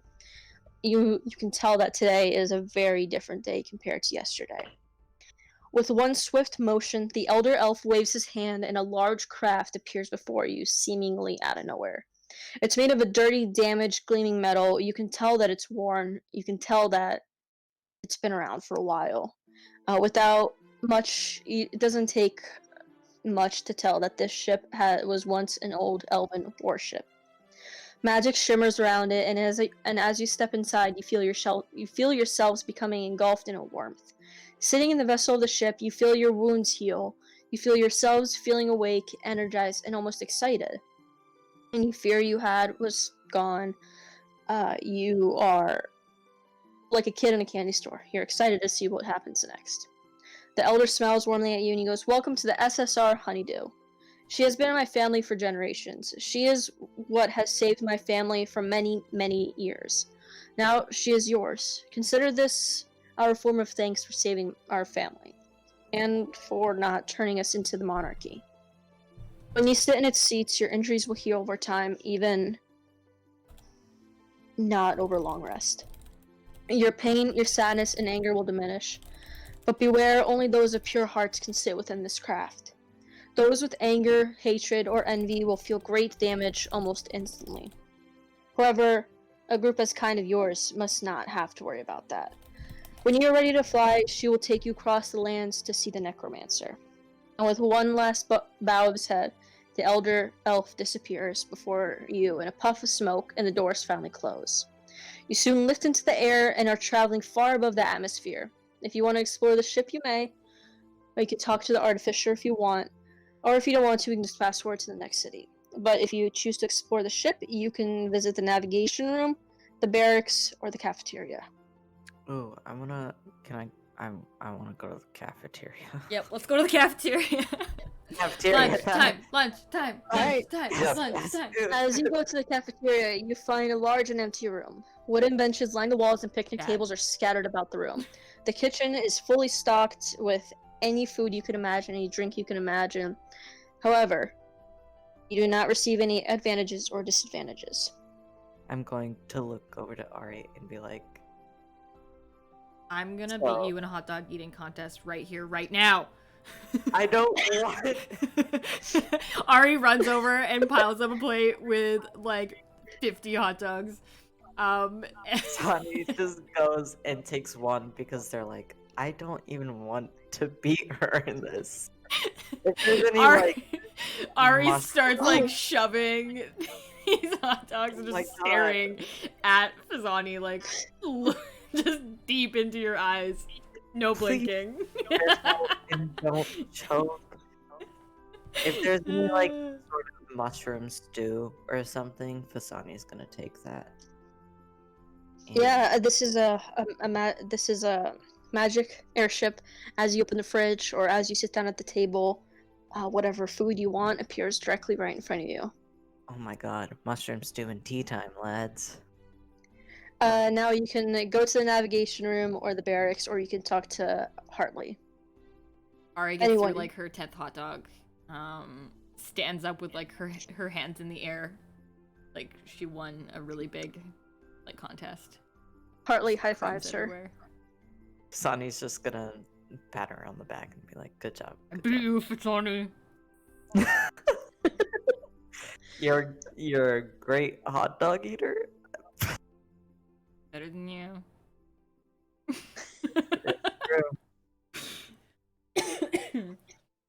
All right.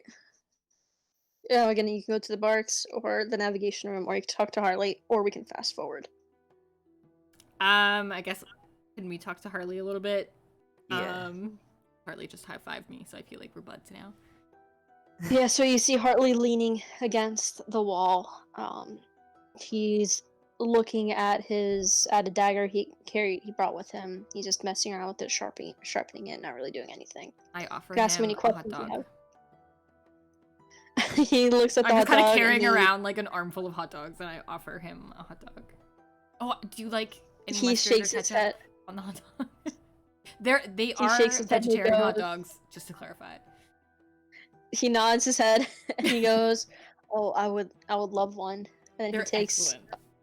a vegetarian hot dog and he It's adds very hard extra to find a mustard good in it. vegetarian hot dog, but I figured if this was a magical cafeteria, this is where we're gonna find a vegetarian hot Tristani dog. like yells over from the stove where they're preparing tea and is like, does anybody want some tea? I have I look at Hartley- Hartley and like imperceptibly like shake my head. It'll really annoy him. Don't take Hartley, roll for persuasion. it. Don't do it, Hartley. Tristani. They're just trying to win you over with tea. They're just trying got to a offer 12. some tea. Hartley chuckles and nods, and he shakes his head to Fasan and he goes, "I'm okay." Okay, Ari? Nobody wants your team, Fasani. Oh, okay. Where's Lucky and Norbert? All right, Lucky Norbert, you guys can choose to go to the barracks, the navigation room, or fast forward. Cedric's like, Can "I'm I- taking these two." Can I look in the cupboards of the cafeteria, because I think Norbert would be up for a smoke and he's looking for some tobacco. As you look in the cupboards, you see a single pack of non-tobacco cigarettes sitting on the shelf. No, not cigarettes. He smokes a pipe. You see a pipe sitting in a little stand, except when you pick it up, there's no tobacco in it, and it's just grass. It's no tobacco. I smell the grass and I put back the pipe because it doesn't smell good. So now I don't care what we're gonna do, if we fast forward or You not. guys notice the more often you visit a specific room, the less you get out of it. So when you first entered the cafeteria, you were greeted with any food or drink you can imagine. But the more times you go back, the less you are getting. Okay. Am I able to secure Again. some Tupperwares for my leftover hot dogs? Yes. I bundle up my vegetarian hot dogs into Tupperwares and put them in my bag. So please make Alright. sure that we don't use all of our resources on this ship for hot dogs. You know what? When you're hungry tomorrow, don't come crying to me for a hot dog. Just No, I was just saying that we should probably make sure to like be careful, you know? Because there's other rooms on this ship. We haven't looked at all the rooms. We haven't gone to like the barracks or whatever the heck it's called in the think we can get more vegetarian hot dogs from the barracks. Probably no hot dogs in the barracks. Probably not any vegetarian hot dogs, but we don't know what we could get from there. So I'm not saying it's impossible. You know You what? guys The are welcome navigation to room go through sounds the like barracks. it might have shiny things. So, Ari would like to go to the navigation room after these folks go to the barracks. Sani will follow Ari because they desperately want her to not hate them. Okay. You're Lucky or Norbert, Lucky, where you guys going? I'm gonna go head to the I'm barracks. going to the navigation room. How about you, Lucky? Barracks. Alright, we'll go with Lucky first. Lucky, as you walk up the steps of the aircraft, the airship, you find that almost all of the bedrooms are empty. You can tell that people have lived in there, but not for a while. It's been a while since people are in there. Dust lines the shelves. Some of the beds are still not made, but you can tell, obviously, that nobody's been sleeping in them. However, as you walk by a specific room, you feel an almost calling coming from the room. What do you do? I'm gonna look through the little keyhole to see if anything's in there, or look into the room to see what's in there. Lucky, as you go into the room, it warps and it changes around you and it transforms into your happiest memory. You now have a +2 to your performance for the remainder of the session. Nice. Now, Ari, Fasani, Yaren. So, Ari, Fasani, Norbert, you guys, as you walk into the navigation room, the big metal doors, they creak open, they slide open, and you are met with detailed old ruins that are etched into the windows. The control panels in front of you are seemingly closed off. It's one slab of metal.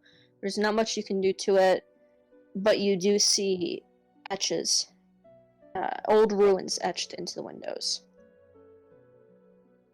Unfortunately, I don't read runes, so I have no idea what they mean. Hi, Kirby. Good morning. He's like woken up. Talking to Good morning, Um, Kirby. Ari is going to go up to like one of the runes on the window and just kind of like touch it, see what it feels like. Ari, as you touch the ruins, you feel a shock through your body. Ow! You now have a -1 to investigation checks until the next long rest. Ow! What happened? I don't know. I just got like a shock. Don't touch the ruins. Okay. As you guys fly across the sky, you see Hartley, your companion, reach into his bag and hold up the same map that was given to you earlier by Feya, the head guardsman from the Nightingale Kingdom. As he opens the map, a ray of light bursts from its center and a holographic image of Feya appears before you. You can tell she's angry and confused, but mostly angry. Is there a reason why my trackers are placing you miles above the ocean? She asks. Your mission was to clear out one rebellion army and then return home for your next mission. Where are you going? Hey, boss. You She can seems you can angry. choose to lie to her. You can Can we all pretend have like we're brain. frozen, like the connection's really bad? I vote for that. performance. Yes. Yeah, go for it. Performance. What did you? You're breaking. What? I'm sorry. We're flying into a tunnel. I only got a 9. Storm. Would you guys? Did anyone else roll for frozen check? Is it? What's the Performance. performance? Performance. I got 19. I roll a. Let me wait. A 13. What about you, Lucky? Sonny's pretty good at acting like they're breaking up. I rolled a 19. Sonny has like parent issues. Alright. So, as you guys freeze or try to make it look like there's a really bad connection, Hot dogs. Faya, she looks Hot very dog. upset. She sighs heavily. She goes, "These goddamn, so they're not goddamn maps. They have the worst connection." And she gets super annoyed, and you can see her yelling at the intern who just brought her coffee, and he doesn't know what's going on. And she's super Is angry, it in a and she Ken's goes, Tavern mug? Just "Yes, perfect. of course. If you want to get your own Ken's Tavern sticker, Ken's- you should go to Yeah. the merch store below." Just Okay. go there.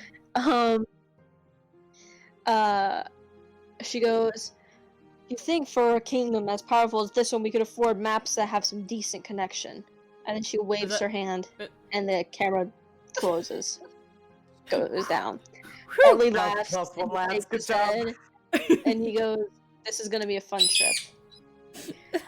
Cut to several hours later. You are on the other side of the map, on the other side of the world.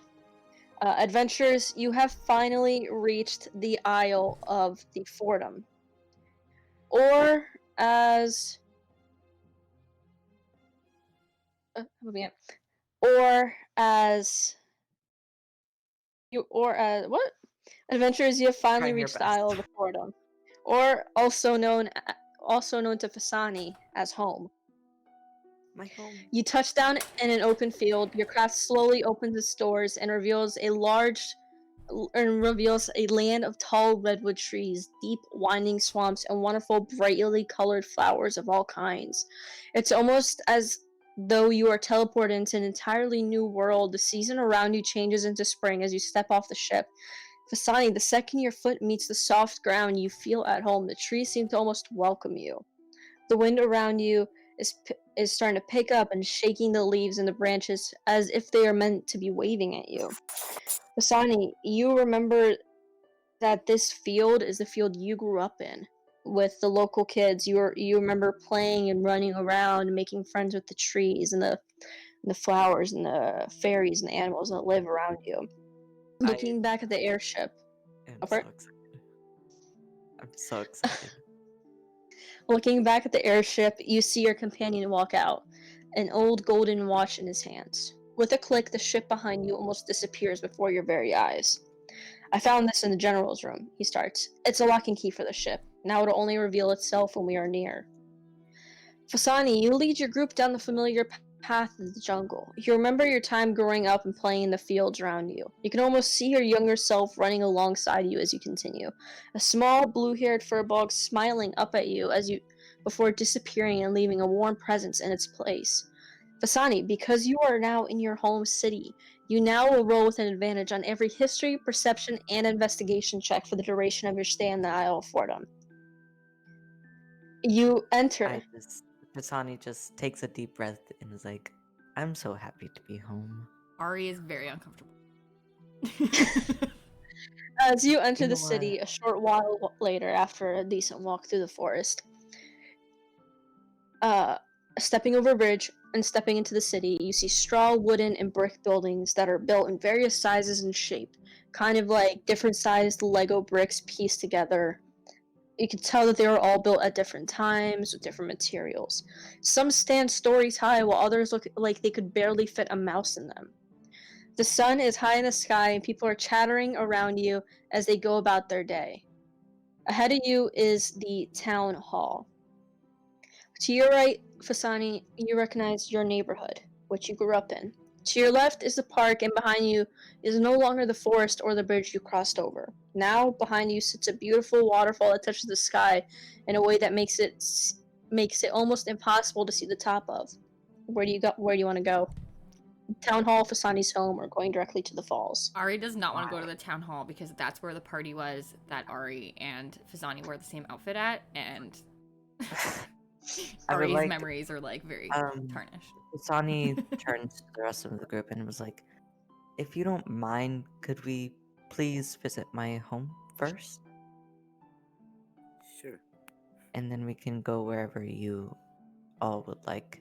I can show you around. Sure. So, as you guys walk through the town, you walk by the town hall. You're gonna go there. You're gonna walk by it regardless what you've chosen. The doors, you can tell that the doors are locked. A note on the door says, "Join us for a celebration at the base of the falls tonight." And then as you continue through the town towards your home, you're filled with a sense of familiarity. Pisani, your home welcomes you with a warm embrace, but you can tell that you can tell by the silence that it is empty. You can tell that there's nobody home. That the lights are off, but everything in your bedroom was left the way you left it the day you left home. You can feel free to look around or continue on your quest. Damn secret, you're not going to get any advantages or anything from the house. But you Um, can continue to look around or do a short rest. can I look around to see if maybe there's like anything that tells where my mom has gone? Like a note. Yeah, roll for investigation. And then you do have you roll with advantage on every history, perception, and investigation check whenever you are in the Isle of the Fortem. Can Ari investigate to try to find the sparkly outfit? Yes. So how does? Oh, thank you for the. Thank you for the How follow. does Thank you for the follow. I don't remember how a roll with advantage works. So you just roll twice, and whichever number is the highest. Okay, so 14. Okay.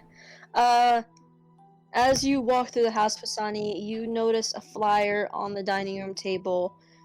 It is a flyer dedicated towards the event that is by the falls. It's brightly colored. It's warm. It's welcoming. And you see on right where the date is, you can tell it's circled a few times with a pen or a marker.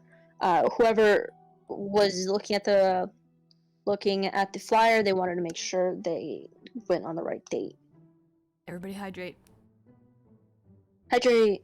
Also, I rolled a 20 on finding the sequined outfit of Sani's. Nat 20. Ari, as you look through the hallway closet, you see a bright, glittery outfit, and you see a little. It's wrapped in plastic to keep it safe, but on the tag it has Fasani written in neat cursive. Oh. Oh, Kirby, my heart, the sweetest. I've like found it and like I don't know what to do with it now. Because like I'm too much of a good person that I like don't want to steal it. Asani walks up to her and is like, "Oh, I remember. Didn't we meet and we were wearing the same outfit?" Yeah, I shove it back in the closet and continue walking. Okay. So I found this You can walk through the flyer. house, or you can. I just like Sorry? walk away from Fasani. Like...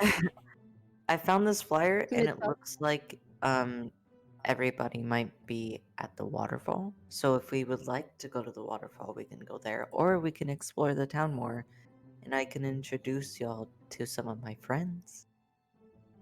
Fasani, Hmm. is there a library in this town?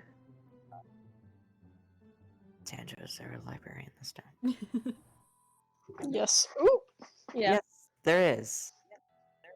Would you like Could you show me the way? Yeah, sure. All right, everybody, So I'm follow gonna go me. into the town. Yeah, I'm gonna walk out. Ari and hates look- missing parties, but like is also torn because it feels very awkward here. So Don't just gonna worry, follow Ari. along.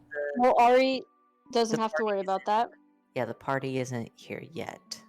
Not quite yet. As you guys walk through the town, you notice the same sign that was on the town hall. The sign that says, "Join us for a celebration at the base of the falls tonight." It is on every storefront. It's on the library doors. It's on the town hall doors. The town is empty. You can tell that from where you're standing that everyone in this town is at the parties, at the festival by the falls. You can hear the music faintly playing, and you can tell it's a distance away, but Fasani, you know because you grew up here that things aren't always as they seem. So because it looks so far away, even though it looks so far away, you know it's really not that far. Yeah. Well, I'm sorry, Norbert, but it looks like everything's closed.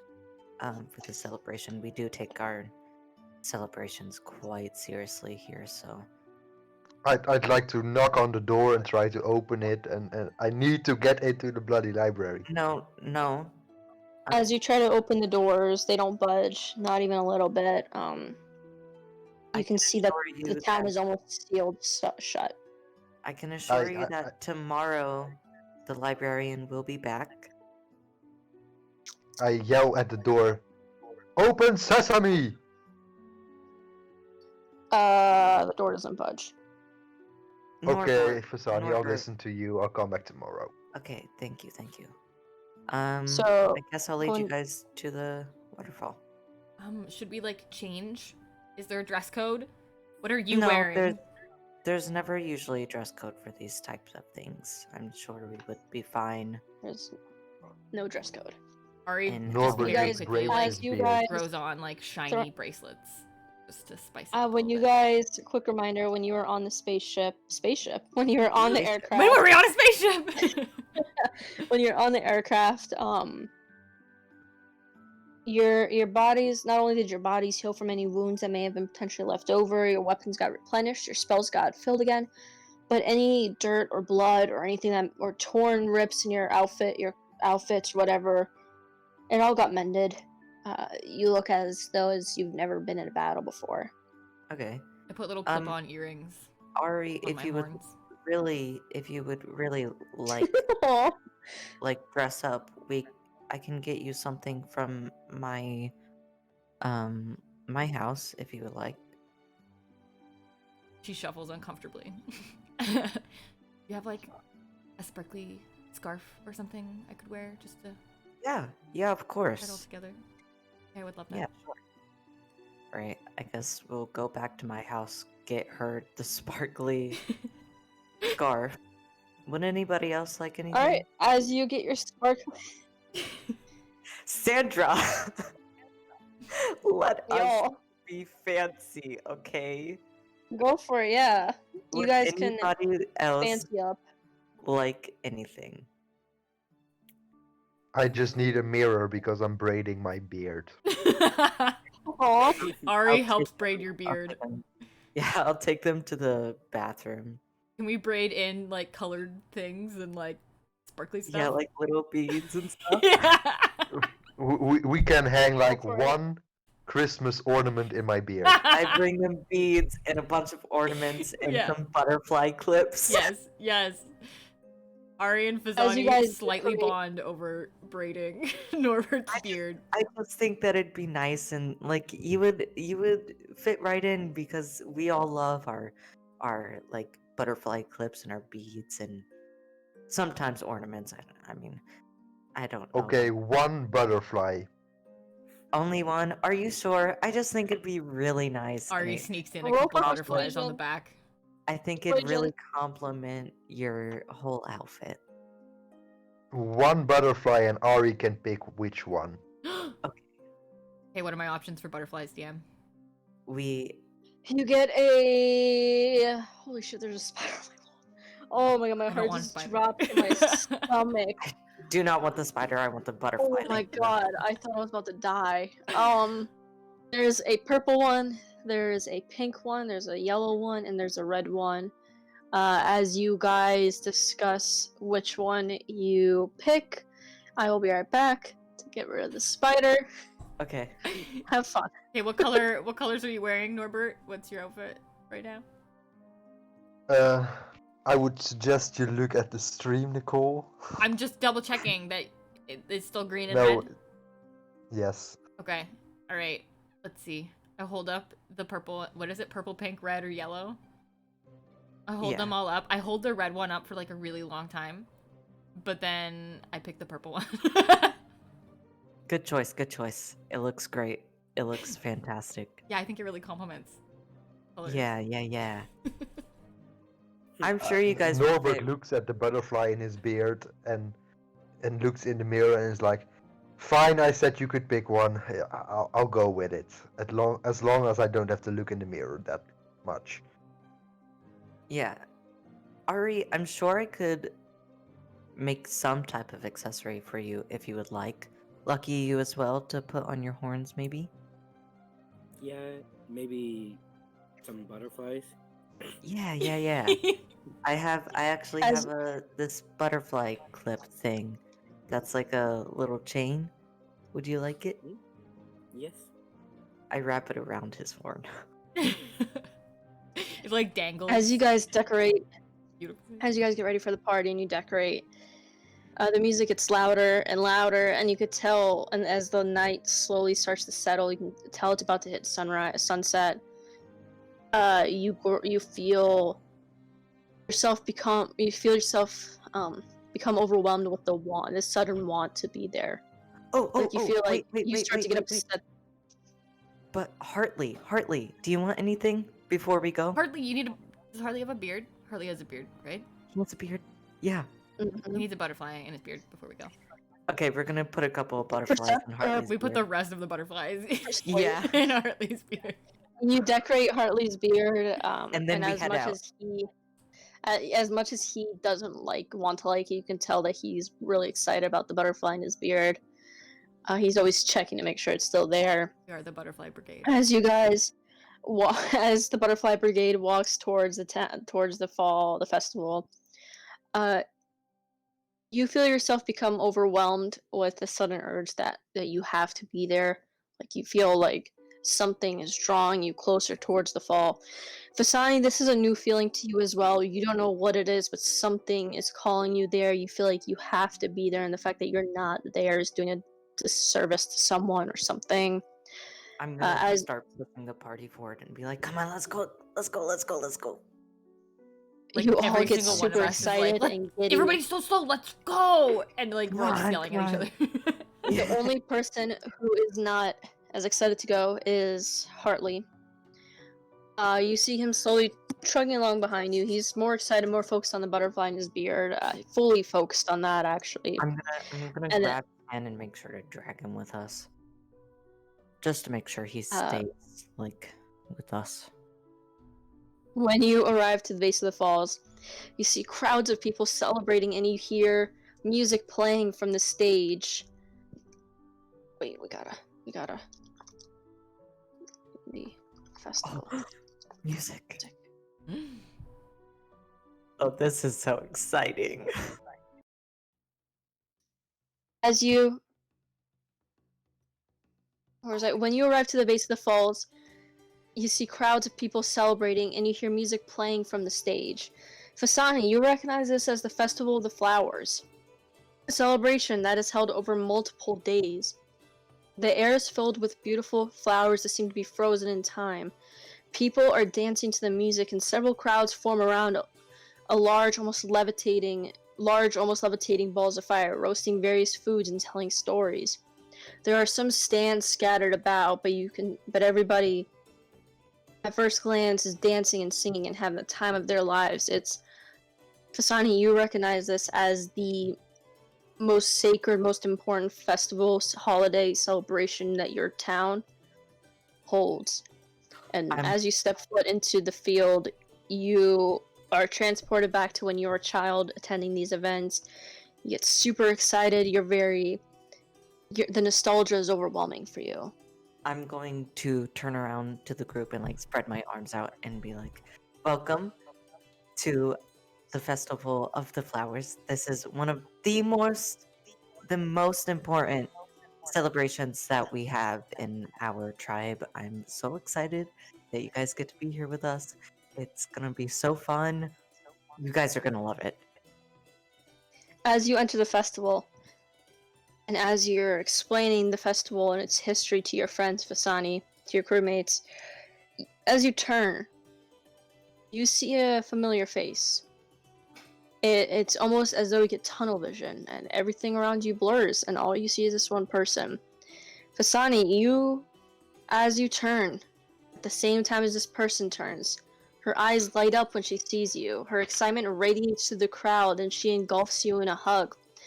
She screams out in joy. She says, "Oh, my child, look at you. You have grown so much. Fasani, you are reunited back with your mother." Mom, hello. I'm so happy to be home. I'm so happy. Everybody meet my mother. Mom, this is Lucky.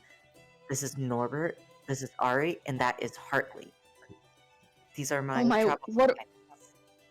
It is absolutely wonderful to meet you all, but son, as excited as I am to see you, why are you back home? Last I saw, you were headed back off the kingdom, back towards the kingdom on a boat. Is everything okay? Um, yeah, we have some matters to attend to here. Um, What's the matter? do you remember who the what? Trying to revive some souls Yeah, yeah. Basically, we from a got jar. I show into her my bejeweled jar. yeah, we got into a fight with some dragonborn, and they were kind of possessed. So we are hoping to revive Fight? them. Oh no. It's okay. It's okay. We're all right. We are hoping to revive them and maybe get some answers as to like what possessed them.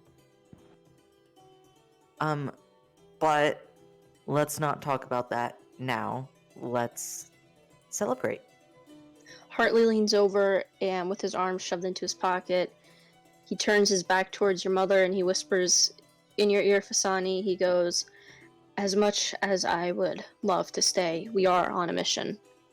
And one the kingdom does not know about. Well, Judging by I mean, the message Faya has given us on the airship, we don't have much time before they figure out where we are.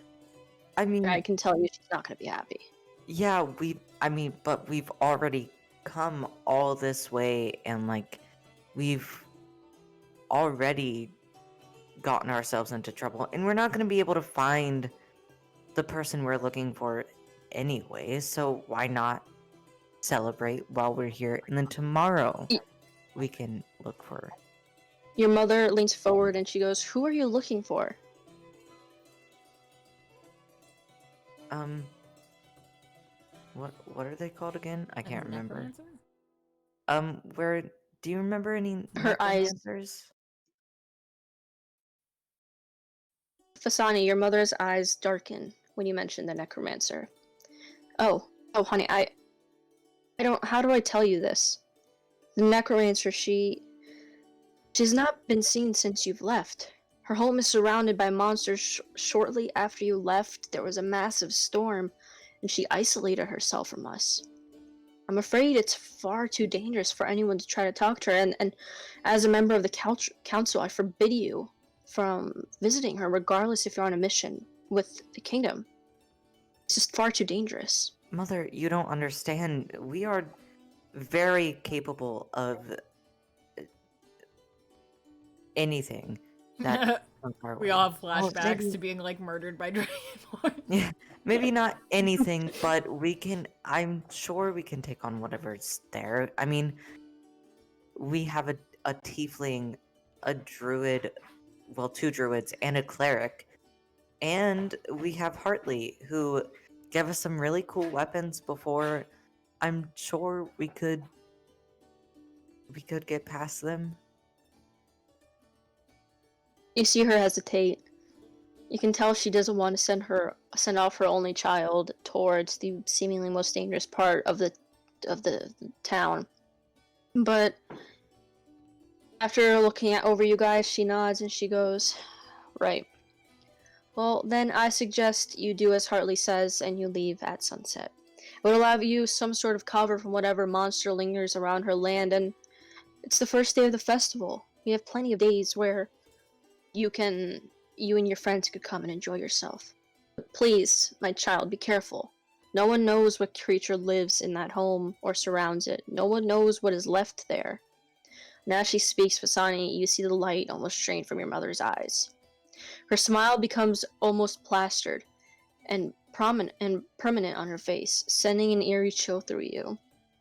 When she looks at you, your friends who are already walking away and mesmerized and walking towards something else, a stand or towards the fire pits to eat food or whatever, you see a strain cross over your mother's features. For a brief second, as the noise around you muffles, your mother's smile becomes pained. Her eyes flash a warning of fear, though her face remains unmoving. she has a smile plastered to her face, but you could tell it's forced.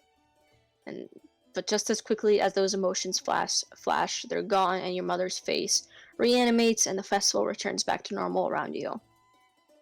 Her smile returns, and the world unmutes itself, Asani.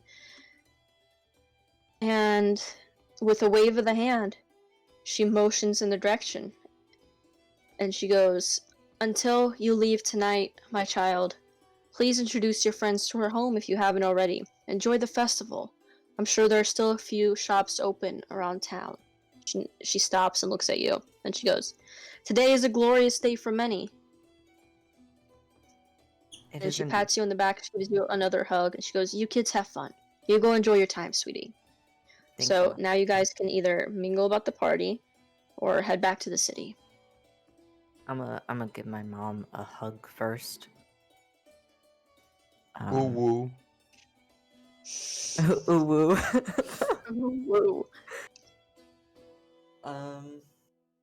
Well, What are like the decorations like around this party?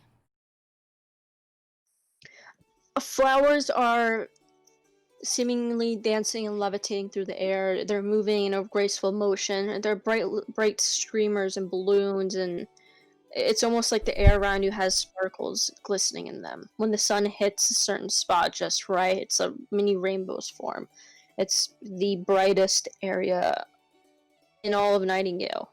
And as you guys look around, Fasani mentions that as you step into the field, the area of the festival, all of your worries get left behind, and he mentions that's physically impossible to be upset in this festival, and that's why it's so celebrated and so thought after.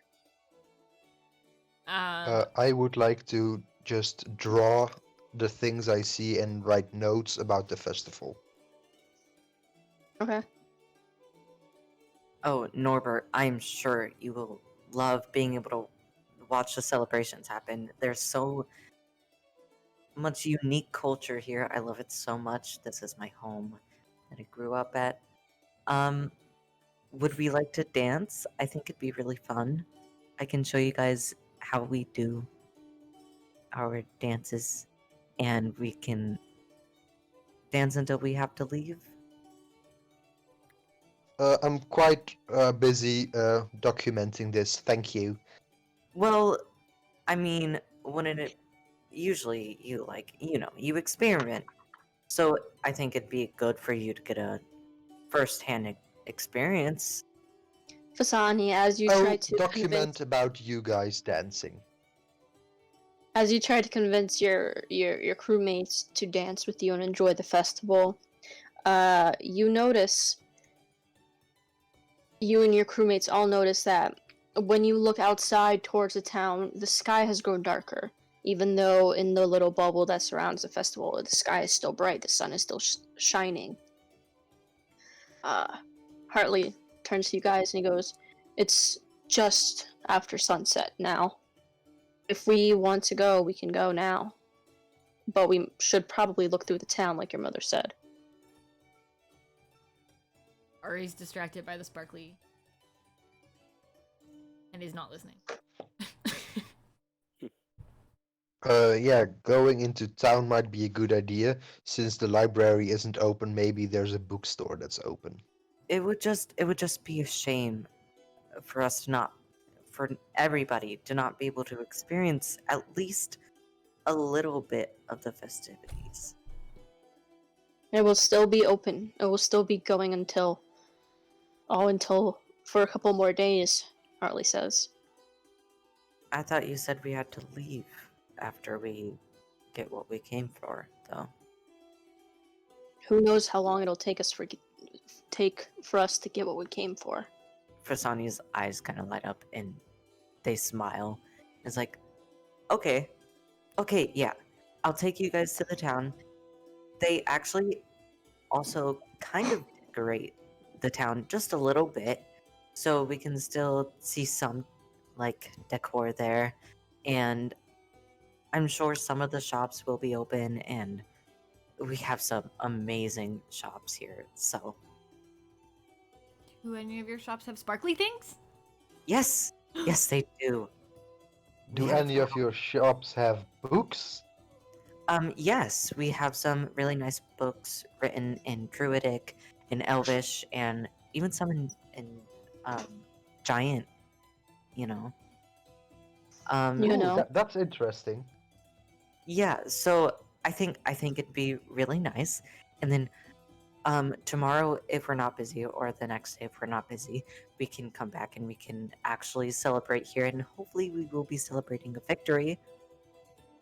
But for now, we can go look around the shops and we can find shiny stuff and we can. Ooh, I have a flower shop that I really like to go to. I know the owner. The owner is a very close friend of my mother's, so I think that'll be fun. So we're going back to the town. Yes, we go back to town. All right. As you walk into the city, back to the town, your path leads you towards past the town hall. But as you walk past it, you see that the note is no longer on the door; it's thrown to the side, and in fact, the door is pushed wide open, and it seems to have opened as soon as you walk past it. Oh, The town hall, when you step inside, towers stories above you. You can't see the top of it. Um, the more you try, the higher, the taller it seems to get. As you walk further inside, you see that the front desk is empty. The majority of the front office is empty, aside from the quiet humming of a radio playing and the lights flickering above the emergency exits. Everyone else isn't. The town is empty. Everyone else is still at the party, but for whatever reason, the town hall's door swung open. hmm. You guys That's can choose to look around the town hall, or I can't imagine why anybody would be in the town hall. Maybe it was a We tourist. should maybe we should alert the police. Oh, well, maybe it was a tourist and they got lost and they're seeking out help. Does the door look like it was like broken or is it just opened? you can tell that the door was pushed open by something. There are papers and files and boxes thrown about like someone was just in there looking for something.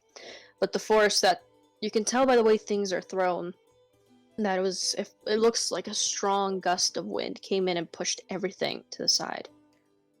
Um, can I see if my owl can go find like some authority, maybe?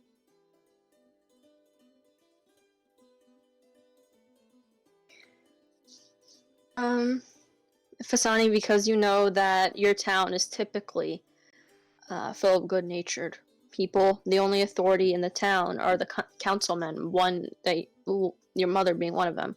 However, because it is the festival of the flowers, everyone's sort of off duty. Everyone's focused on the festival, and not many. You can tell from when you were there, and from from your knowledge of growing up in the Isle of Fortem, you can tell that it's going to take a lot to convince someone to leave. Nobody would want to leave the festival, and we don't really have any police. I mean, this is a tribe of Furbolg we're talking about here. Nobody really thinks anything badly about this place, and the only other races that we have maybe are some elves. But like we've never had a situation where we've needed police. And it kind of take a lot of convincing to get one of the councilmen to actually leave the festival. Maybe we could look around, Hartley asks. I mean, maybe if whoever is in here is still in here. Whoever wasn't here is still in here. Yeah, just everyone be careful. I can't imagine whoever did this is one of my own. You guys can roll investigation. Ooh, yeah, okay. What a good idea. And Fasani, because you are in your home, you roll with advantage. Your hometown, I mean. I roll an 18. I got 12. Alright, Lucky.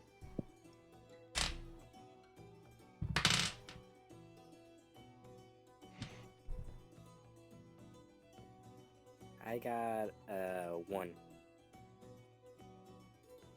Oh lord.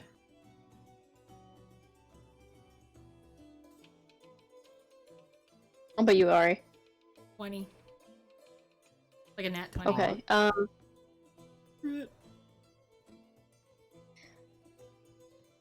As you guys explore the office, you're looking around. You could tell that something was in there recently.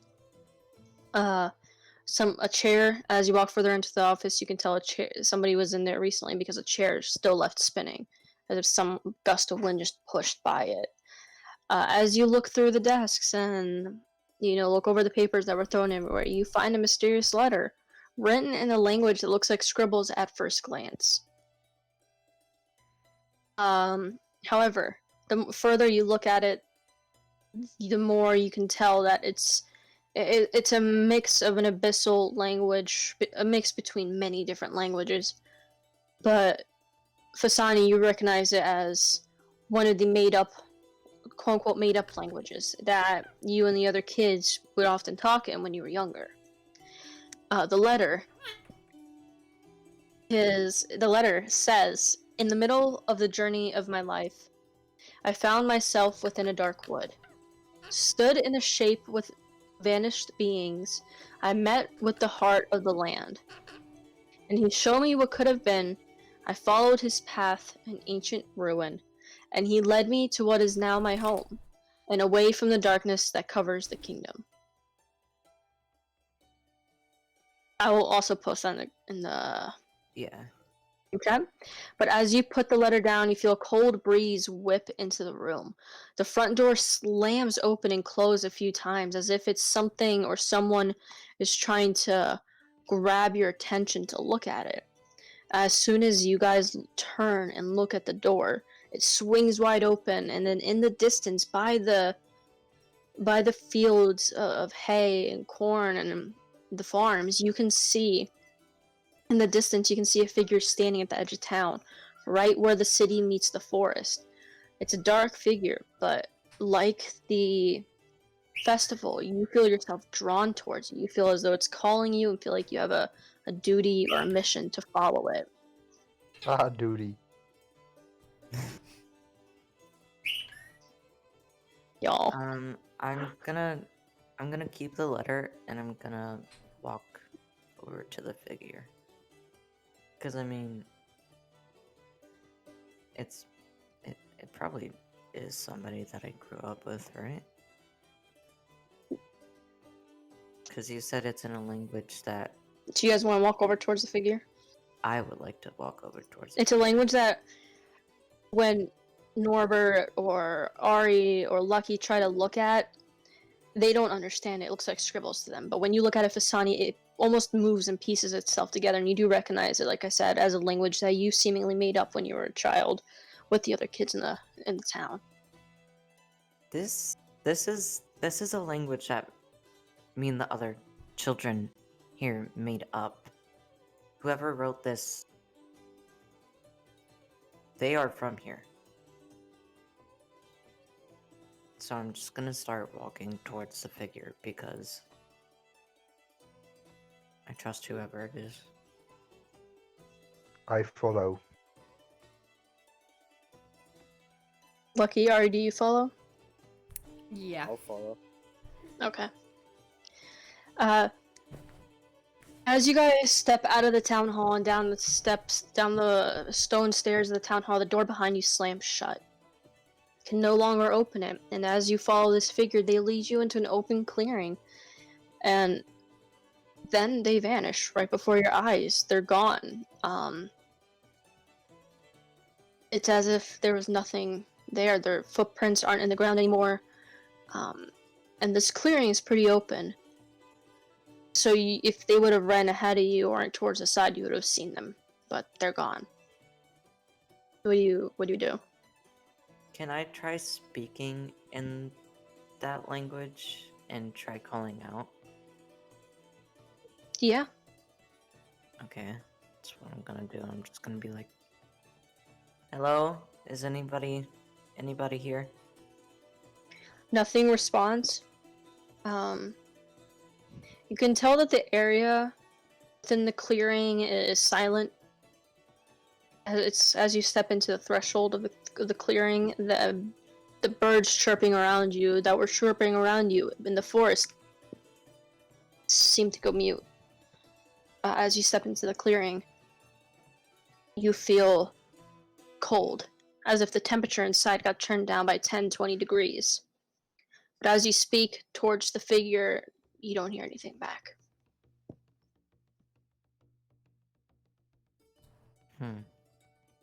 Can I make a history check? I don't know, just to see if I know anything about, Yeah? like, maybe a creature like this or something.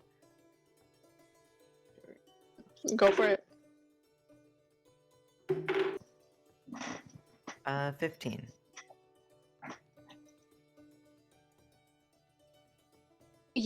Sonny, you remember this clearing originally being closed off? You remember that at one point, as a child, you and the other children of the town were not allowed to go near the clearing.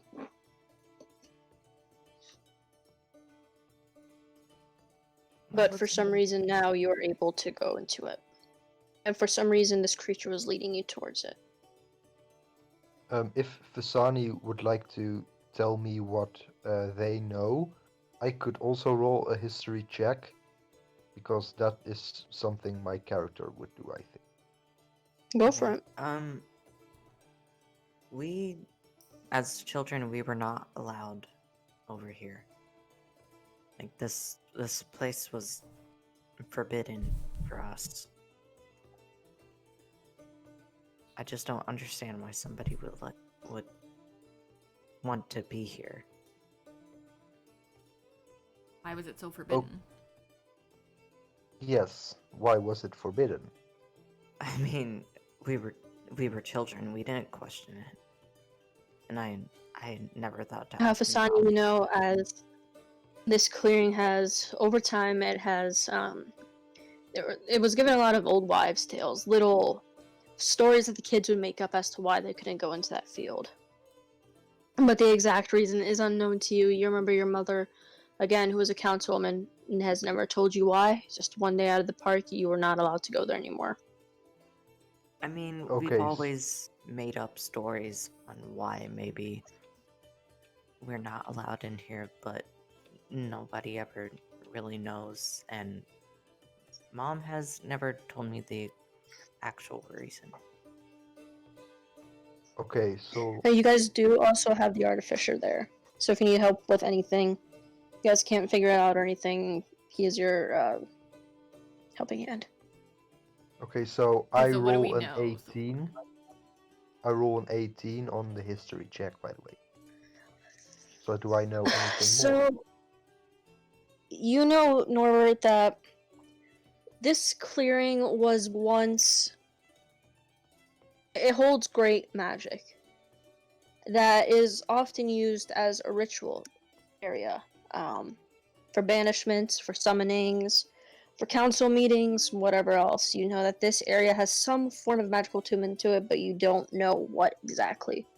It has always been a mystery, and not many, and the only people who know its true meaning are the council people.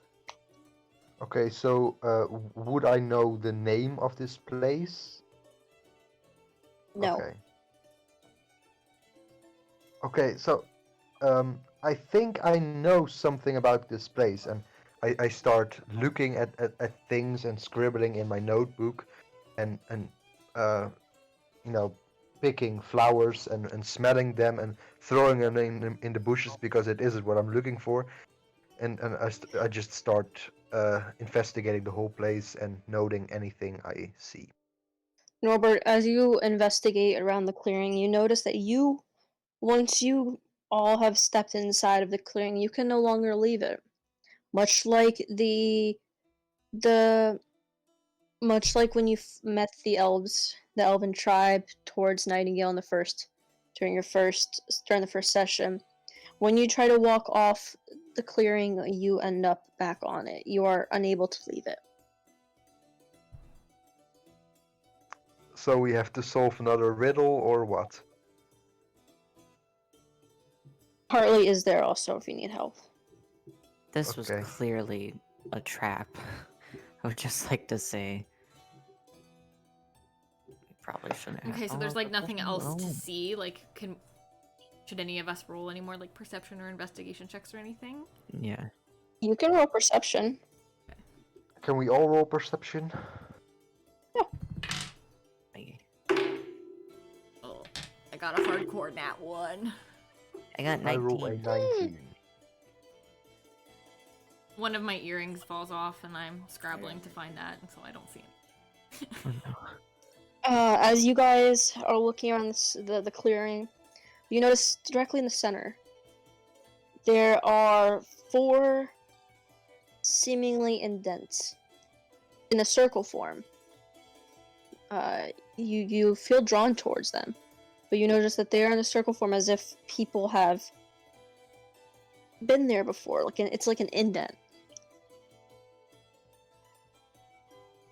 Bartley clears his throat and he goes, "What didn't that letter say something about woods and heart of something or other?" Yeah. I'm gonna pull out the letter and read it out. You want me to read it out again? Shape with banished beings. So maybe we could stand in the middle of the.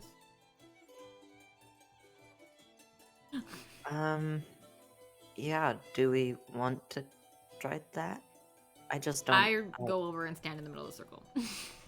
Okay, I guess I will also stand in the circle. Robert, Stand in Lucky? the circle, I guess. I investigate from a little distance. I'm not standing in the bloody circle. Come on, Norbert. Hartley Party steps in the circle. forward Butterfly and Brigade. he takes Norbert's spot, and as you guys step in the circle, hold on, I lost my notes. As you guys step in the circle in the center of the clearing, you feel the earth beneath you start to shake.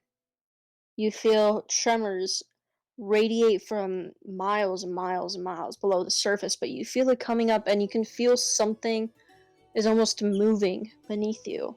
You can almost hear it, but you can definitely feel it. Out of seemingly nowhere, you are pushed back to the clearing. Before you can even blink, you are all on separate ends of the clearing. And seemingly out of nowhere, a large oak tree appears in the center of the clearing where you were once standing. Oh. I greet the oak tree. Hello, oak tree. I do my yoga tree pose. The yoga. Can I do You guys a can history investigate check around on this oak tree? Yeah.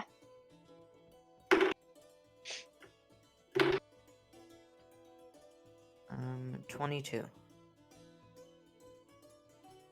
You have never seen this tree before, Fasani. Okay. Well, But as you look closer, you notice that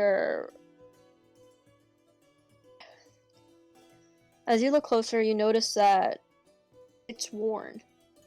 Like its outside oak has scratches and has marks all over it. You can, as if it was used as a shield at one point. You can tell that the tree itself is old, hundreds of thousands of years old. And the closer you get towards it, the calmer you feel, the safer you feel. Can I tickle the tree? You can tickle the tree. does everybody Okay. feel that safeness? Only you, Fasani, feel the safeness because the tree is part of your homeland. Okay. You feel a connection with the tree because the tree is a part of where you've grown up. Can I try speaking to it in the made-up language? Yes. Okay. I'm going to say hello to the tree in the made-up language. As you speak to the tree, it stops. The leaves stop, shaking, rattling a little bit. The branches stop moving. The tree seems to sort of turn, like it's on a turntable. And then in front of you, at the base of the tree, sits a ruin. And Fasani, you recognize this ruin as the town symbol of home. You recognize it and the rest of the party will recognize this ruin as being etched into the side of the town hall. It is something that is, it's used as a marker to rid bad spirits. So wherever you see this ruin in the shape of a house, you know it means good, that there's nothing bad attached to it. I would like Ruin. to draw the rune in my notebook. Okay. What were you gonna say, Fasani? I just said an ancient rune. And he led me to what is now my home. I can reread the letter if you guys want. Now, when it says ancient ruin, Doesn't is that mean supposed to be ruin? is that supposed to be rune? Is that a misspell on the DM's part, or is that supposed to be ruin, as in like Ancient ruin. Egypt. Ruin. Like, it's ruined. Okay. It's an ancient ruined. Okay. So it's not a misspelling. Okay. stood in a shape with the We- heart of the did you land? touch- This is the heart of the land. Feels like that's what we're looking at. It's going by the letter that we have. And you showed me what could have been. Okay, I'm going to speak to the tree in the made-up language and ask, can you show me what could have been? Fasani, as you speak to the tree, a large tree root, breaks out of the ground. And as you watch it, it continues to break out, and then it leads further into the forest, almost making a path for you to follow.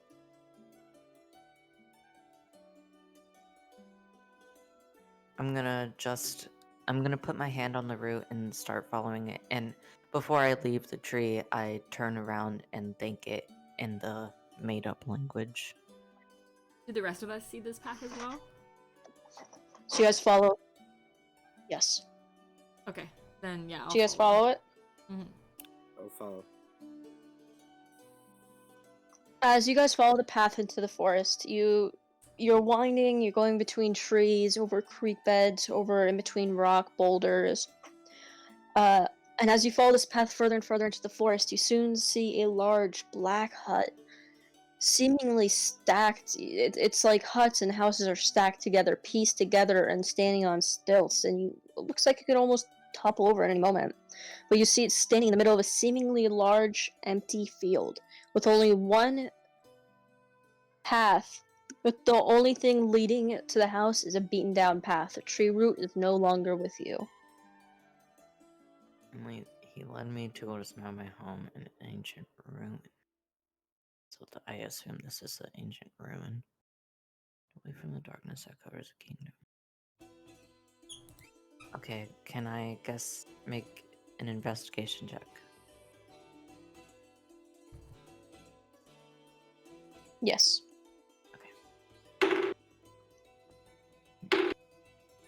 18. It looks like a path to you. It's an open field that goes on seemingly for miles on either side.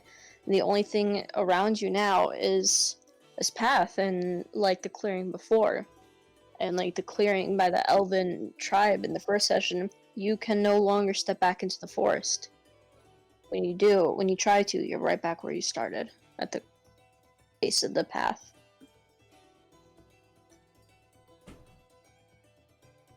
Can I speak out in the language and go? Can you lead me to home? Nothing changes when you speak out in the language. Okay.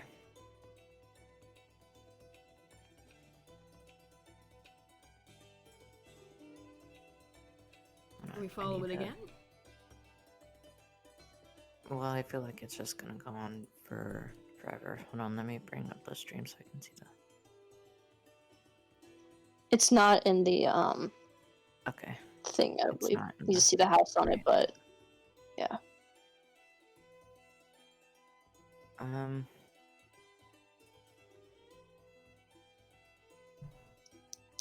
And you said that there are like, well, there are like houses that are stacked. Yeah, so it's like imagine like it looks like the Weasley's house. Like it's stacked. It's very like tall. There's not much room. You could tell it's not. You when you look at it, it looks like it shouldn't be standing. Okay. Can I investigate these houses? The houses are at the other end of the path. You can barely see them. Can we not walk to them? You can go on the path. Okay, I'm gonna try walking to the house. Sorry, Sophie's barking. Sorry. Bark Are we back. all going on the path? Yes. Yes. Yes. All right. Players, as you step on the path, the ground between you and the house vanishes. And suddenly you are surrounded in pure darkness. The path is now turned into a stone bridge that leads to a fork in the road. One fork is a shaky, beaten down bridge that ends abruptly and is surrounded in darkness. It looks as though if you walk on that path, you're just going to fall into nothing. The other path is a sturdy carriage wide bridge that seems to go right to the front door of the house. Where do you go? I feel like from the letter it says like I followed his path in ancient ruin. I feel like maybe the ruined bridge might be. Yeah, I think so too. I think Can so I too. can I pick up maybe like, are there any like, no, there's probably no rocks around. Hold on one second. Oh, are you trying to make another No. pet rock? No. There's nothing around you outside the bridge. It's darkness. I don't really have anything that So I are we can all going on the... throw. I feel like the path would be the ruined one. by the Yeah, letter. okay. We're just gonna try it. I just wanted to make sure I didn't have anything that I could throw on the path to Mhm. make sure it doesn't break or anything, but Is that where we're going, the bad path? The ruin path? Yeah. the bad path. Yeah. Yeah, sure. As you step off the bridge and onto the shaky, beaten down path, you feel yourself surrounded in a warmth. In a blink of an eye, you are now at the front door of a large labyrinth. The hedges tower over you like skyscrapers. At the very beginning, right by the start, you see a sign that reads, "Turn the wrong way 4 times, and you will find yourself back to the start. Turn a different way 6 times, and you will find yourself face to face with my pet. Treat him well, and you will return to the door." I Turn will also post that in the Discord. okay, Okay. turn different ways 6 times, Mhm. and we will be face to face with their pet. Yeah. Okay. Can we? So Can what does we it look like when we walk enter? around the maze? No.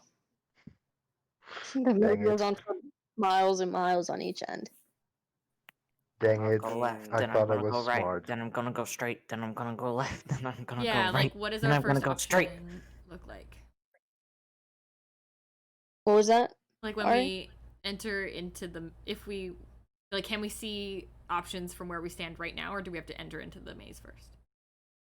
You have to enter into the maze first. Okay, well, I say that we go in since we can't really go around it. Yeah. Can I lift up Norbert to see if he could look over the maze? Unless you are like 50,000 feet tall. I don't know. I thought it was a The little the brush the maze. hedges are as tall as skyscrapers. Mm. At the very top, when you crane your neck and look at the very top, you see clouds forming around the edges of the bush, the top of the hedges of the top of the hedges. You see birds flying around like they do in old style in the old cartoons where they're flying around super tall buildings. You can't see past that, but you can tell it keeps going on for miles and miles. Okay. And like before, the path behind you is now vanished, and you can no longer go back. Okay. Turn it I differently can 6 times. If we would like to just turn random ways I 6 times. can I'll reread the sign. Turn the wrong way 4 times. You will find yourself back to the start. Turn a different way 6 times, and you will find yourself face to face with my pet. Treat him well, and you will return to the door. Okay. I know I said last time I wasn't gonna do any more riddles, but I couldn't help myself. No, you're fine. It makes sense. Okay, so let's go in the maze and make it to the first, like, branch off. So we know, like, what Yeah. directions we have At the options. At the first branch off, you go into the maze, and directly right in front of you, the hedges behind you close. Like in Harry Potter, when he steps into the hedges, you can no longer see behind you. In front of you, there you can go straight, you can go left, or you can go right. So I would suggest keeping one hand to like the maze or to the hedge on the right, As so we Norbert, can't. as you touched the hedges, you retract your hand and you look down, and you have now taken 1 hit point damage from the maze. You now know that you cannot touch the walls of the maze, and each time you touch it, you will lose a hit point, health point. Dang it! I thought I was smart. um. I was gonna say if we keep one hand to the wall, basically, we will get to the exit eventually. Eventually. 300 million years away, but we'll get there. Hey, Norbert is already try to make this 250 years old. I try to make this riddle a little easier. Yeah. I Let think me what reread it, I and let think me add I mean, emphasis at no, I the think end. what Fazani was saying though about it being like we just have to choose a different path each time. yeah. I feel like Just that makes go sense. left, then go right, and then go for it. You know, like. Yeah, and but like should So we what's your randomize first? it so it's not like a specific pattern because like that feels like that would be Yeah. not different necessarily. And Should we roll we a can dice? maybe make a mark on the ground for every path that we have gone on. Are you gonna make a mark on the path? Well, Can we try? yeah, I can make As a you go to mark the path, you take 1 hit point damage. okay. You now know that you cannot modify the maze in any way. You can't touch the hedges. You can't try to make a path on the floor on the dirt beneath you. You notice as you are walking, you look behind you at the floor where your footprints were once in the mud are gone, as if you were never there. So you cannot retract your steps. So Okay. can I just grab my sword and start cutting the hedges, or will that also damage my You ass? you can find out. That will I have a most feeling we're likely not happen. meant to try to get rid of the maze. We Yeah, just I have to have try a to get through the feeling we're puzzle. just Yeah, going let's not to. even try. Indeed. What's your first, like I said, you can either go straight, left, or right. What's I your wanna first go. turn? I wanna go left. All right, let's I Is go that follow left. the decision? leader. You go left. You go down a seemingly long corridor, and then you are met with going left or right. Now you can go left or right. We want to do a different path. So Yeah. We go right. Yes. You are teleported back to the beginning. Okay. Okay. Let's this time go just straight. Okay. You are teleported back to the beginning. Okay, so let's go right. You are And just teleported make back sure to the beginning. Okay, so Okay, we go so left and then we go left again. do we have any sort of like sense of direction, like compass wise? You have not the compass, but you don't have a compass, but the instructions, the start of the maze, are replaying in your head over and over again like a loudspeaker. The instructions are replaying in your head. The rules of the maze are replaying in your head. I say we go left again, Yes. All right. and then Go left instead of right, I guess. You go left, and you are at the fork of left or right. we go left. Left. Left. Yeah. Mm-hmm. As you turn left again, you see another path where you can go right, left, or straight. Okay, let's see. I'd say Try go left straight. again. Oh, We I had mean, okay. 3 lefts, right? Yeah, I guess we can try left again. Left again. Mm-hmm. Yes. You take a left, and you go down another long corridor, and you are faced with going left or right. Okay. I guess left again, eh? Yeah, let's try left again.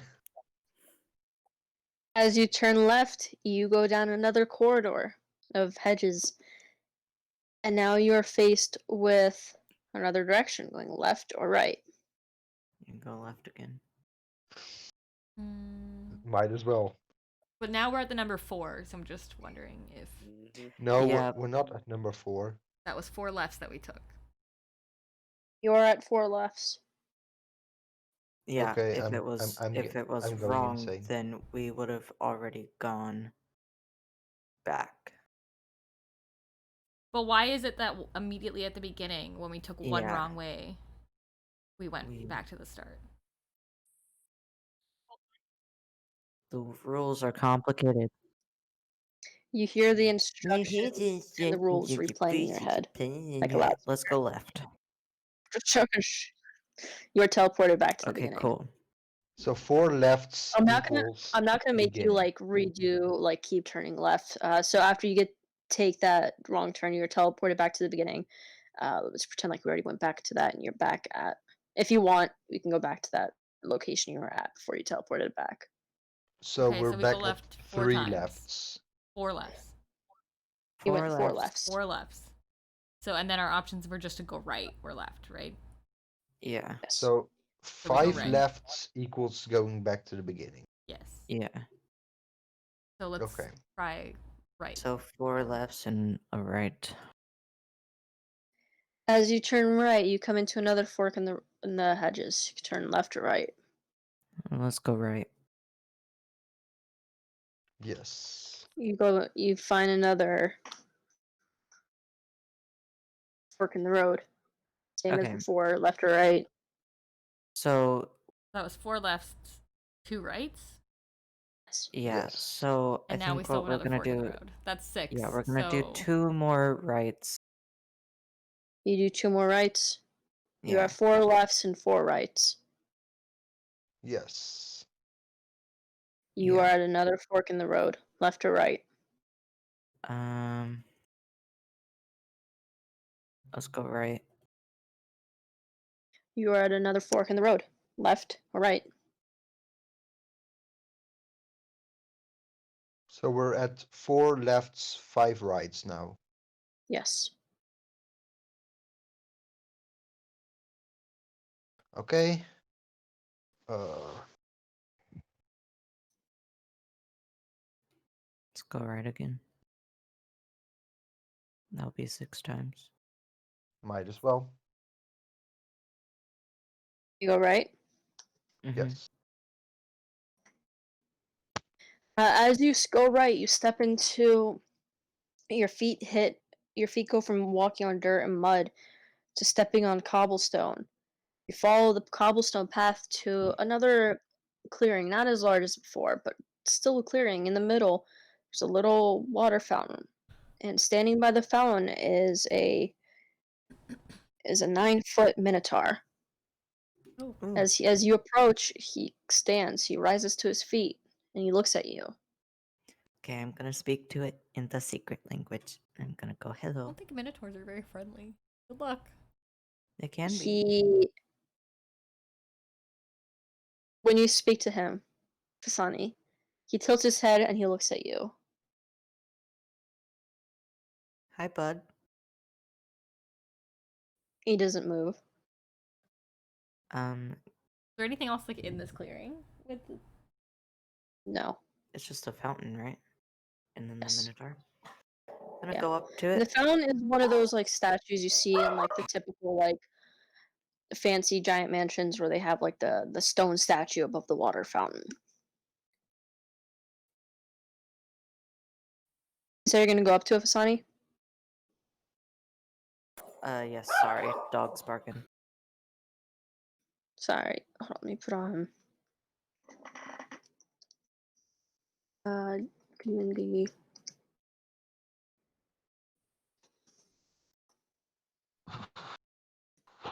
Okay. You're gonna go up to it? Yeah. You walk up to it. What do you do?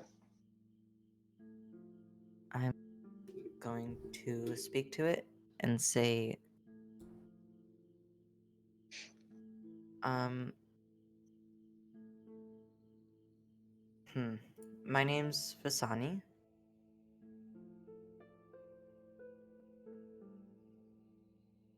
What is your He name? looks at you as though he is waiting for you to explain something. You can tell he's curious. He doesn't have any malintent. You can tell that you're the first people he's seen in a while. So he's curious. He's surprised that you're there, but he's more so curious as to why you're there. We're here to try and find a door. Do you know any doors? Can He I nods. offer him something sparkly? Yes. Okay. I'm going to take off one of the butterfly clips in my hair, and I'm going to be like, if I give you this butterfly clip, can you lead us to the door? Can I offer him a hot He dog? nods and he gets on. Yeah. I'm like, He I also nods have and this he sits vegetarian hot down dog. If you would cross-legged and like vegetarian hot dog. he as he sits down cross-legged, you can tell it's super awkward because he's so tall and lanky. But he sits down cross-legged and he allows you to put whatever you want in his hair Alright. or in his beard or I say to whatever. him, this is a butterfly clip of friendship. As long as you don't lose it, we will always be here with you. And I'm gonna put it in his hair. Asani, as you put the clip in his hair, you are teleported to the front steps of the Yay. house. He is standing at the bottom of the steps. You can see that he is smiling almost, and he's touching the clip you gave him. Can I go and give him a hug? And he steps back. Sure. I'm Were gonna the rest give of go us him a in. hug, teleported, and or are we all? Everyone was teleported. Oh, I'm gonna okay. give him a hug, and I'm gonna say, you look very pretty. Can I He shake the Minotaur's hand? I tell him yes. that the hot dog is best with mustard. He is very excited to eat the hot dog, but you could tell that he doesn't know what it is completely. So he's cradling it like a child, but he's cradling his hand because it's his hands are so big. It only takes one hand, and he's like holding it. And you can tell he's super excited about it. And he steps back into the darkness, and when you look over the railing of the house, you can see him back in the clearing of the maze. where he sits by the fountain, cross-legged again, with his new hot dog friend. I love him. As you guys walk up the front steps of the house, which from the outside again looks like a small broken down shack with multiple houses like stacked on top of each other, you can feel its floorboards moving underneath your feet. When the front door swings open, the house expands before your eyes. It's like you see it's like it's a tunnel vision where it gets bigger and wider and longer and it continues on. The stairs are moving in different directions, leading to walls and empty places. There are windows and doors leading to nothing. However, as you step further into the house, you see a bright purple light illuminate from the middle of the house. What do you do? It's shiny, so I go towards it. Go towards it. As you go towards it, it gets further away. I chase it. It keeps getting further away, and you are like in the cartoons, you're running in place now. I'm trying really hard. I'm gonna Come yell out back! language and say, hello, is anyone there? Fasani, as you speak, the light gets bigger and bigger until the room wraps around you. Your feet feel as though they're glued to the floor, as if there are cement blocks wrapped around them. And the air around you thickens as reality and magic wraps around you until suddenly, like a rubber band, you are snapped back into reality. However, you are now in a library. Books seem to fly from all sorts of directions around you, and you hear humming come from seemingly nowhere.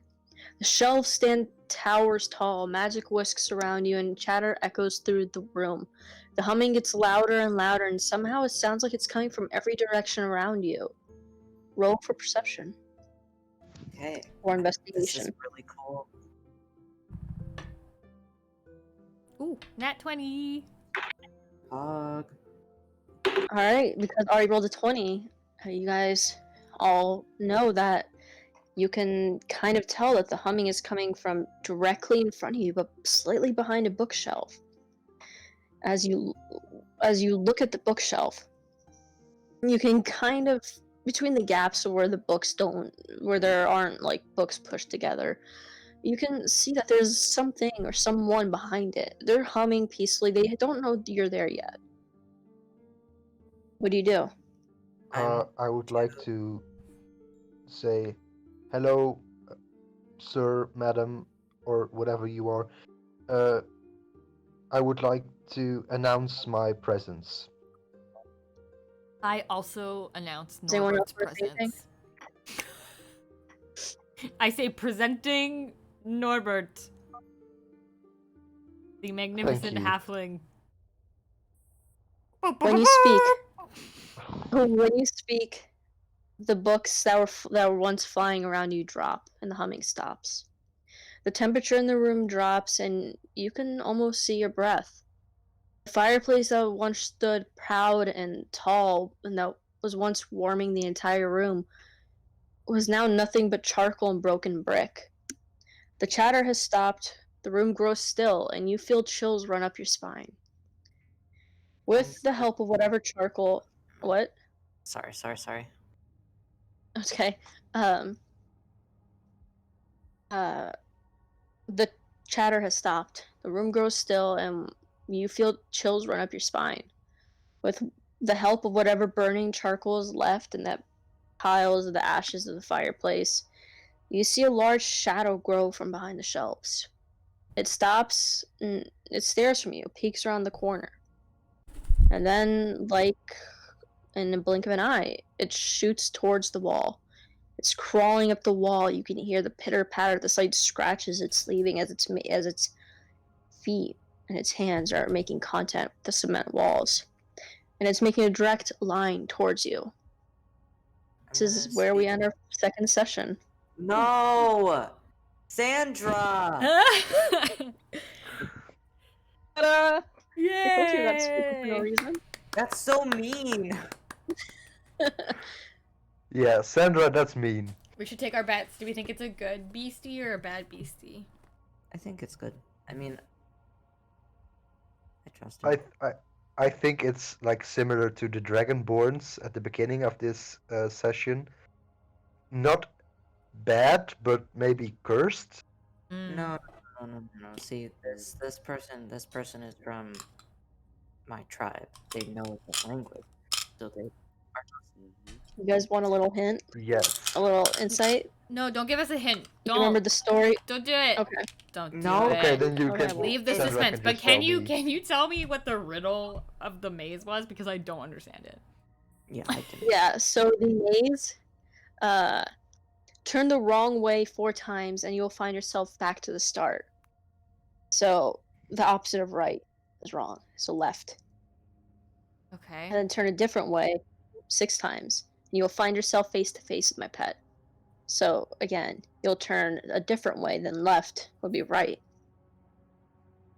So when it means back to the start, is that just like we got back to the choice of 3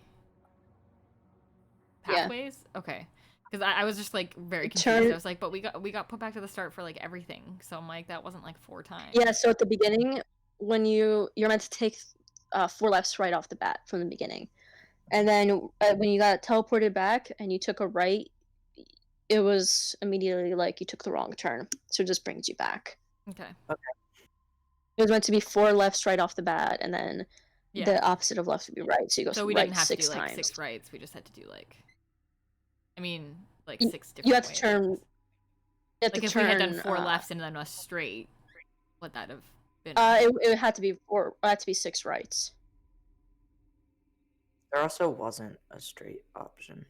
Yeah, it was just left and right. So then, However, what does it mean by if going you 4 guys- lefts and then being back to the start? That's what I was asking. You'll back to the start of like you can keep going. Hmm. Pretty much. However, at the part with the 6 rights, we're at the fork of the road. If you guys would have asked to go straight, you would have gotten straight to the Minotaur. So, I just didn't point that out because I thought somebody would be like, "Hey, I'm just gonna run through the hedges." But we're too good But of yeah. people. We just listen to our DM. Oh yeah, that's it. After I said it, you took damage from touching the trees. Right? I'm gonna slash them. We're like. I Yeah. didn't though. I was just I know, but considering we're like, it. Yaren. I'm gonna try destroying these beautiful head. I don't think that's A gonna lot of- work. A lot of the Isle of Fortem, especially, it's all kind of like the same thing's gonna happen in multiple different spots. Mhm. So there's a lot of like repetitiveness. My hometown, and that I also have a 4th secret language. That's cool. Yeah, that was funny. That was great. Yeah. I also like that Sandra didn't tell me anything about this town and didn't tell me what Nope. I did know or didn't know, so. Yep.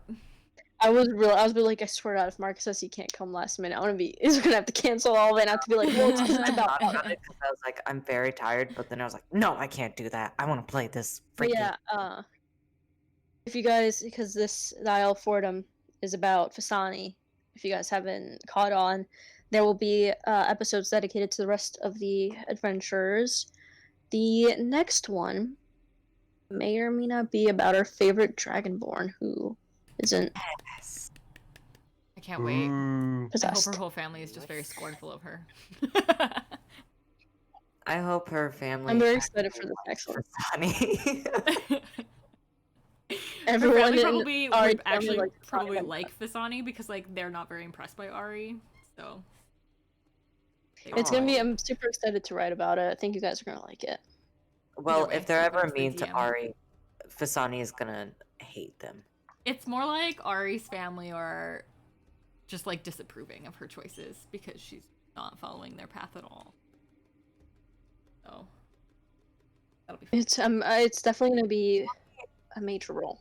Fasani It's not gonna be the was- next. ev- I don't want to say it's not gonna be the next episode, but Yeah, it's well, gonna be because, like within we're the still next not. few. Yeah, there's still like lots of stuff to do.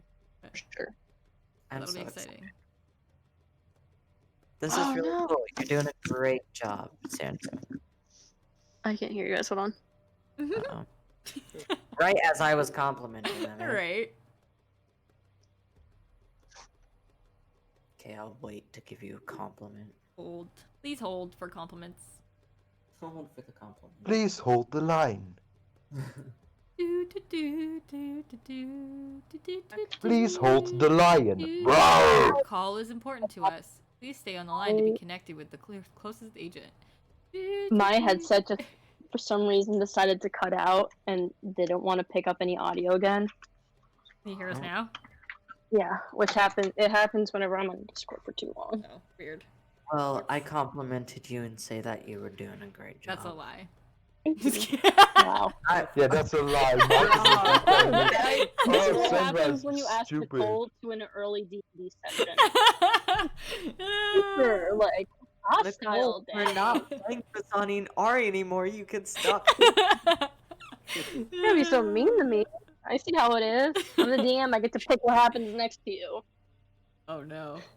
I really liked that Minotaur. That Minotaur was great. I have it written in that because I thought someone was gonna try to attack the Minotaur. It says if the players try to fight the Minotaur, it will turn back to the start of the maze, and the puzzle will be switched. I think we were pretty That would good at happen that every because time. we were like, it says to treat them well, so we were like, let's offer. So that's why them at the all of beginning I our was just shiny like, "There's things. only one battle. Yeah. Does not cause anything. There's only one battle." If there was there any way that we could have not spooked the person in the library? Mm. No. Okay. I was Yeah, gonna say so that I was announcing gonna be Norbert very loudly mad was if okay. I was gonna be very mad if like I could have spoke to No. it in language and it would have been fine, but The all- person or whatever's in the library, you will find out at the start of the next I guess if, like, episode, the whenever that will Minotaur be. Because hadn't this seen took me people in like a while, then like they probably hadn't seen people in a while. yeah, true. again, the letters play a big role in what happens. I did a lot of like I try to focus in on the letters and drop like hints throughout them as to like show what's gonna happen next. So I really like yeah, I really like it. It's pretty cool. thank you. All right. Thank you guys for joining and hanging out, and Thank you for being the DM today. Yes. Yay! thank you guys for waking up super early and and being okay with an early stream. And don't forget, everybody, that tomorrow we will be back with the Peekaboo campaign. Peekaboo campaign tomorrow. Hi, hi. Probably You guys should. cold. I It's believe gonna we're be gonna be DM'd at- by the. By me. Hi. But I think it'll be at about 9 a.m. PST, 12 p.m. EST. I think that's what I had said. I think I put it an Yeah. hour earlier Yes. than last weekend. Okay. God. cool. Even on her days off, Nicole loves Yeah, to wake up early and just focus I love purely that. on. I love Good. it so much. Do you wanna give a quick say who's gonna be in tomorrow's episode? Oh my gosh, actually, that's like a really great point because I think I have Also- them all. Oak. Sorry about for the audio change for me. You guys, there's one I'm using my AirPods now, Okay. and I it think picks we're up a lot going to more sound, and have- it's super windy outside. we got Dustin. Argonis will be here. Vittoria will be here. Sandra will be here, but I'm not actually sure. Sandra, who are you going to be playing as? Talia? Or do you wanna keep it- You can What just is tell me Talia Talia? or other. You can just tell me other. You don't have to tell me exactly who it is. On. I haven't decided yet, and truth be told, I forgot about. Okay. that until- Okay. To be Oh, honest, we I haven't think- seen I think Thalia in a Thalia. while. Sirius will be back, and think it'll be Lena will be Talia. back tomorrow. So far. Awesome. I don't know. That's 9 a.m. PST or 10, 11, 12 Yes. p.m. EST. Yeah, I will double check with Ivan and with Krista. Oh yeah, Claire, not Krista. My bad. I don't know. Getting names mixed up. Oh, Bunny Baby may not have commented last. Ivan has just decided that he does not like us anymore. you guys are getting the stream is getting a behind the scenes in the DM. Right? Exactly. Yeah. We're just trying to figure Also, out tomorrow. Magma and I have mainly Magma's played around with the idea of doing a DM table talk. We are going to do it, and I So think that would be super fun. we are just trying to gather people, and I think it'll be nice because we can have myself and Sandra and Marcus, and I'm thinking maybe Dustin, since Dustin is doing I was a gonna one-off- say, a yeah. one-off as well. Maybe We all have like super different ways of telling of DMing. Yeah. You'll notice I'm very story based. Nicole is very good at improv, which I am Yeah, not. and it's just the different views. But I think the invitation is out there for any of our Ken's Tavern members who are interested in ever either DMing on Ken's Tavern in the Discord, or if you just DM in your own time or play in your own time and you're interested in joining in, yeah, just throw me a message. Happy to like have you there. Like, Lucky, I don't know if you want to join it, because I think at one point you mentioned that you were interested in maybe looking at games. Do I have Yeah, that in there? I think Yeah, so. I thought so too. Like, I thought I'd added you. Actually, I haven't, so I'm gonna add you to our Yeah. DM. we should talk about doing that maybe next weekend if nobody's holding a Yeah. like, game Yeah. next week. That'd I be don't. awesome. I will be because everyone's pretty busy. So Yeah, and I know that you're really trying to get everybody, like, because it's gonna be like the first session. I don't want Try to get people people in there. missing out on our first game where we're like introducing the story. Yeah, okay, so tomorrow, Peekaboo campaign, 9 a.m. PST, 12 p.m. EST, and then next weekend, possibly our DM table talk. So if you are interested in joining in on that, let us know. And we'll grab you in there so you can come and hang out. You can either hang out in the voice channel with us if you'd like, or just hang out in the Twitch chat. That works. Yeah. Amazing. Okay, everybody, I'll let Sandra finish it off here. All right. Thank you. Yeah. Thank you guys again. A huge shout out to Nicole, Yaren, Lucky, and Marcus, and Kristen, Mikey for being a part of Nightingale. I really appreciate it, guys. And I hope I try to slow down my speaking this time. So I hope the story was pretty fun to listen been to. doing I'm really excited to write with you. I'm really excited to get the next episode out, whenever that may be. I like to take decade breaks, millennial breaks between each episode. Yeah, I mean, like, once a decade, I think it's a pretty good, like, celebration. Yeah, once millennium. We'll come back when I turn like 50. Yeah, it'll be perfect. I We'll mean, celebrate to on be your 50th fair, birthday. you are a college student. You are and super busy. Very Yes, busy. I am Yeah. wrapping up my semester, so it might be a little while. Yeah, we eagerly like await Nicole the next said- chapter, but we understand. I mean, priorities, Like- but I mean, really, what's gonna be in your future? D&D or college? I think it's D&D. Honestly, at this point, D&D probably. I don't know where college is going at this point. But like Nicole said, there's gonna be another campaign tomorrow, the Peekaboo campaign. It's not as like low-key depressing as mine is, so that should be fun. It can. If you haven't I already mean, followed. there may be an execution tomorrow, so Oh, no. we'll see Never what mind. happens. we really gotta get on that. Yeah, I she haven't. really, I'm gonna really be in hit tomorrow's us. episode, and I don't remember what happened. I So it's gonna be am fun. so Yeah, excited to Virginia throw you Brains. in there. I'll message you about where It's awesome. we can like get you collected in there somehow. She hasn't. Oh, so happy. just- Thank you for the follow, Marcus and Yara. Thank you for the bits, and Yara. Yes, thank you for everything. If Happy's still here, or if anybody had referred Happy to follow today, please let me know so that I can add it into our dice contest, which is still running. Everybody, I think we will do. Contest. I think maybe tomorrow might be the last day for it. I now have an. They are. I think I said like 3 or 4 sessions. So, You guys, I will be yeah. posting the dice that we are giving away in the Discord today. yes, please do. They are And- super cool dice made by the wonderful Hard on Tortuga. Super quality dice, and they're cool. And he's a friend of the channel, so you should definitely check our official Ken's Tavern dice maker out. Yes. Says they're cool 3 times. They're cool. They're so cool. They're so cool. So cool. So So cool. cool. God, have you guys seen them? They're so cool. I really They're want so to cool. now get They actually really Tortuga are to cool. make me some RE dice though that are like super sparkly and like have butterflies. I'm gonna ask Tuga to make me Yeah. some more The dice. gotta make- Butterfly Brigade. I dice. really wanted to use the D&D dice for the Ken's Tavern dice for this episode, but I was scared I was gonna lose them. So I have them like taped on my bookshelf. I'm like, I can't touch this. If I lose it, Right. Nicole's gonna be mad at me. Exactly. But yeah, so I think what we'll do is I'll put out a quick announcement today that tomorrow will be the last day for getting in your hosts, your raids, your subs, your donations, whatever you want to do, and to refer followers as well, because if you refer someone that follows us, then that gets you 2 entries. So just make sure that you do so. Yeah. And that way I can get you into the Do we contesto. do we wanna raid? I'm literally gonna jump off and like go and eat and stuff, so I would be Yeah. okay without a raid today, just because All I right, won't be that's able to fine with follow me up too. very nicely. I love it more when we can sit and like chat with them. Yeah. Well, thank you guys again for joining, for watching, and for being a part of Nightingale.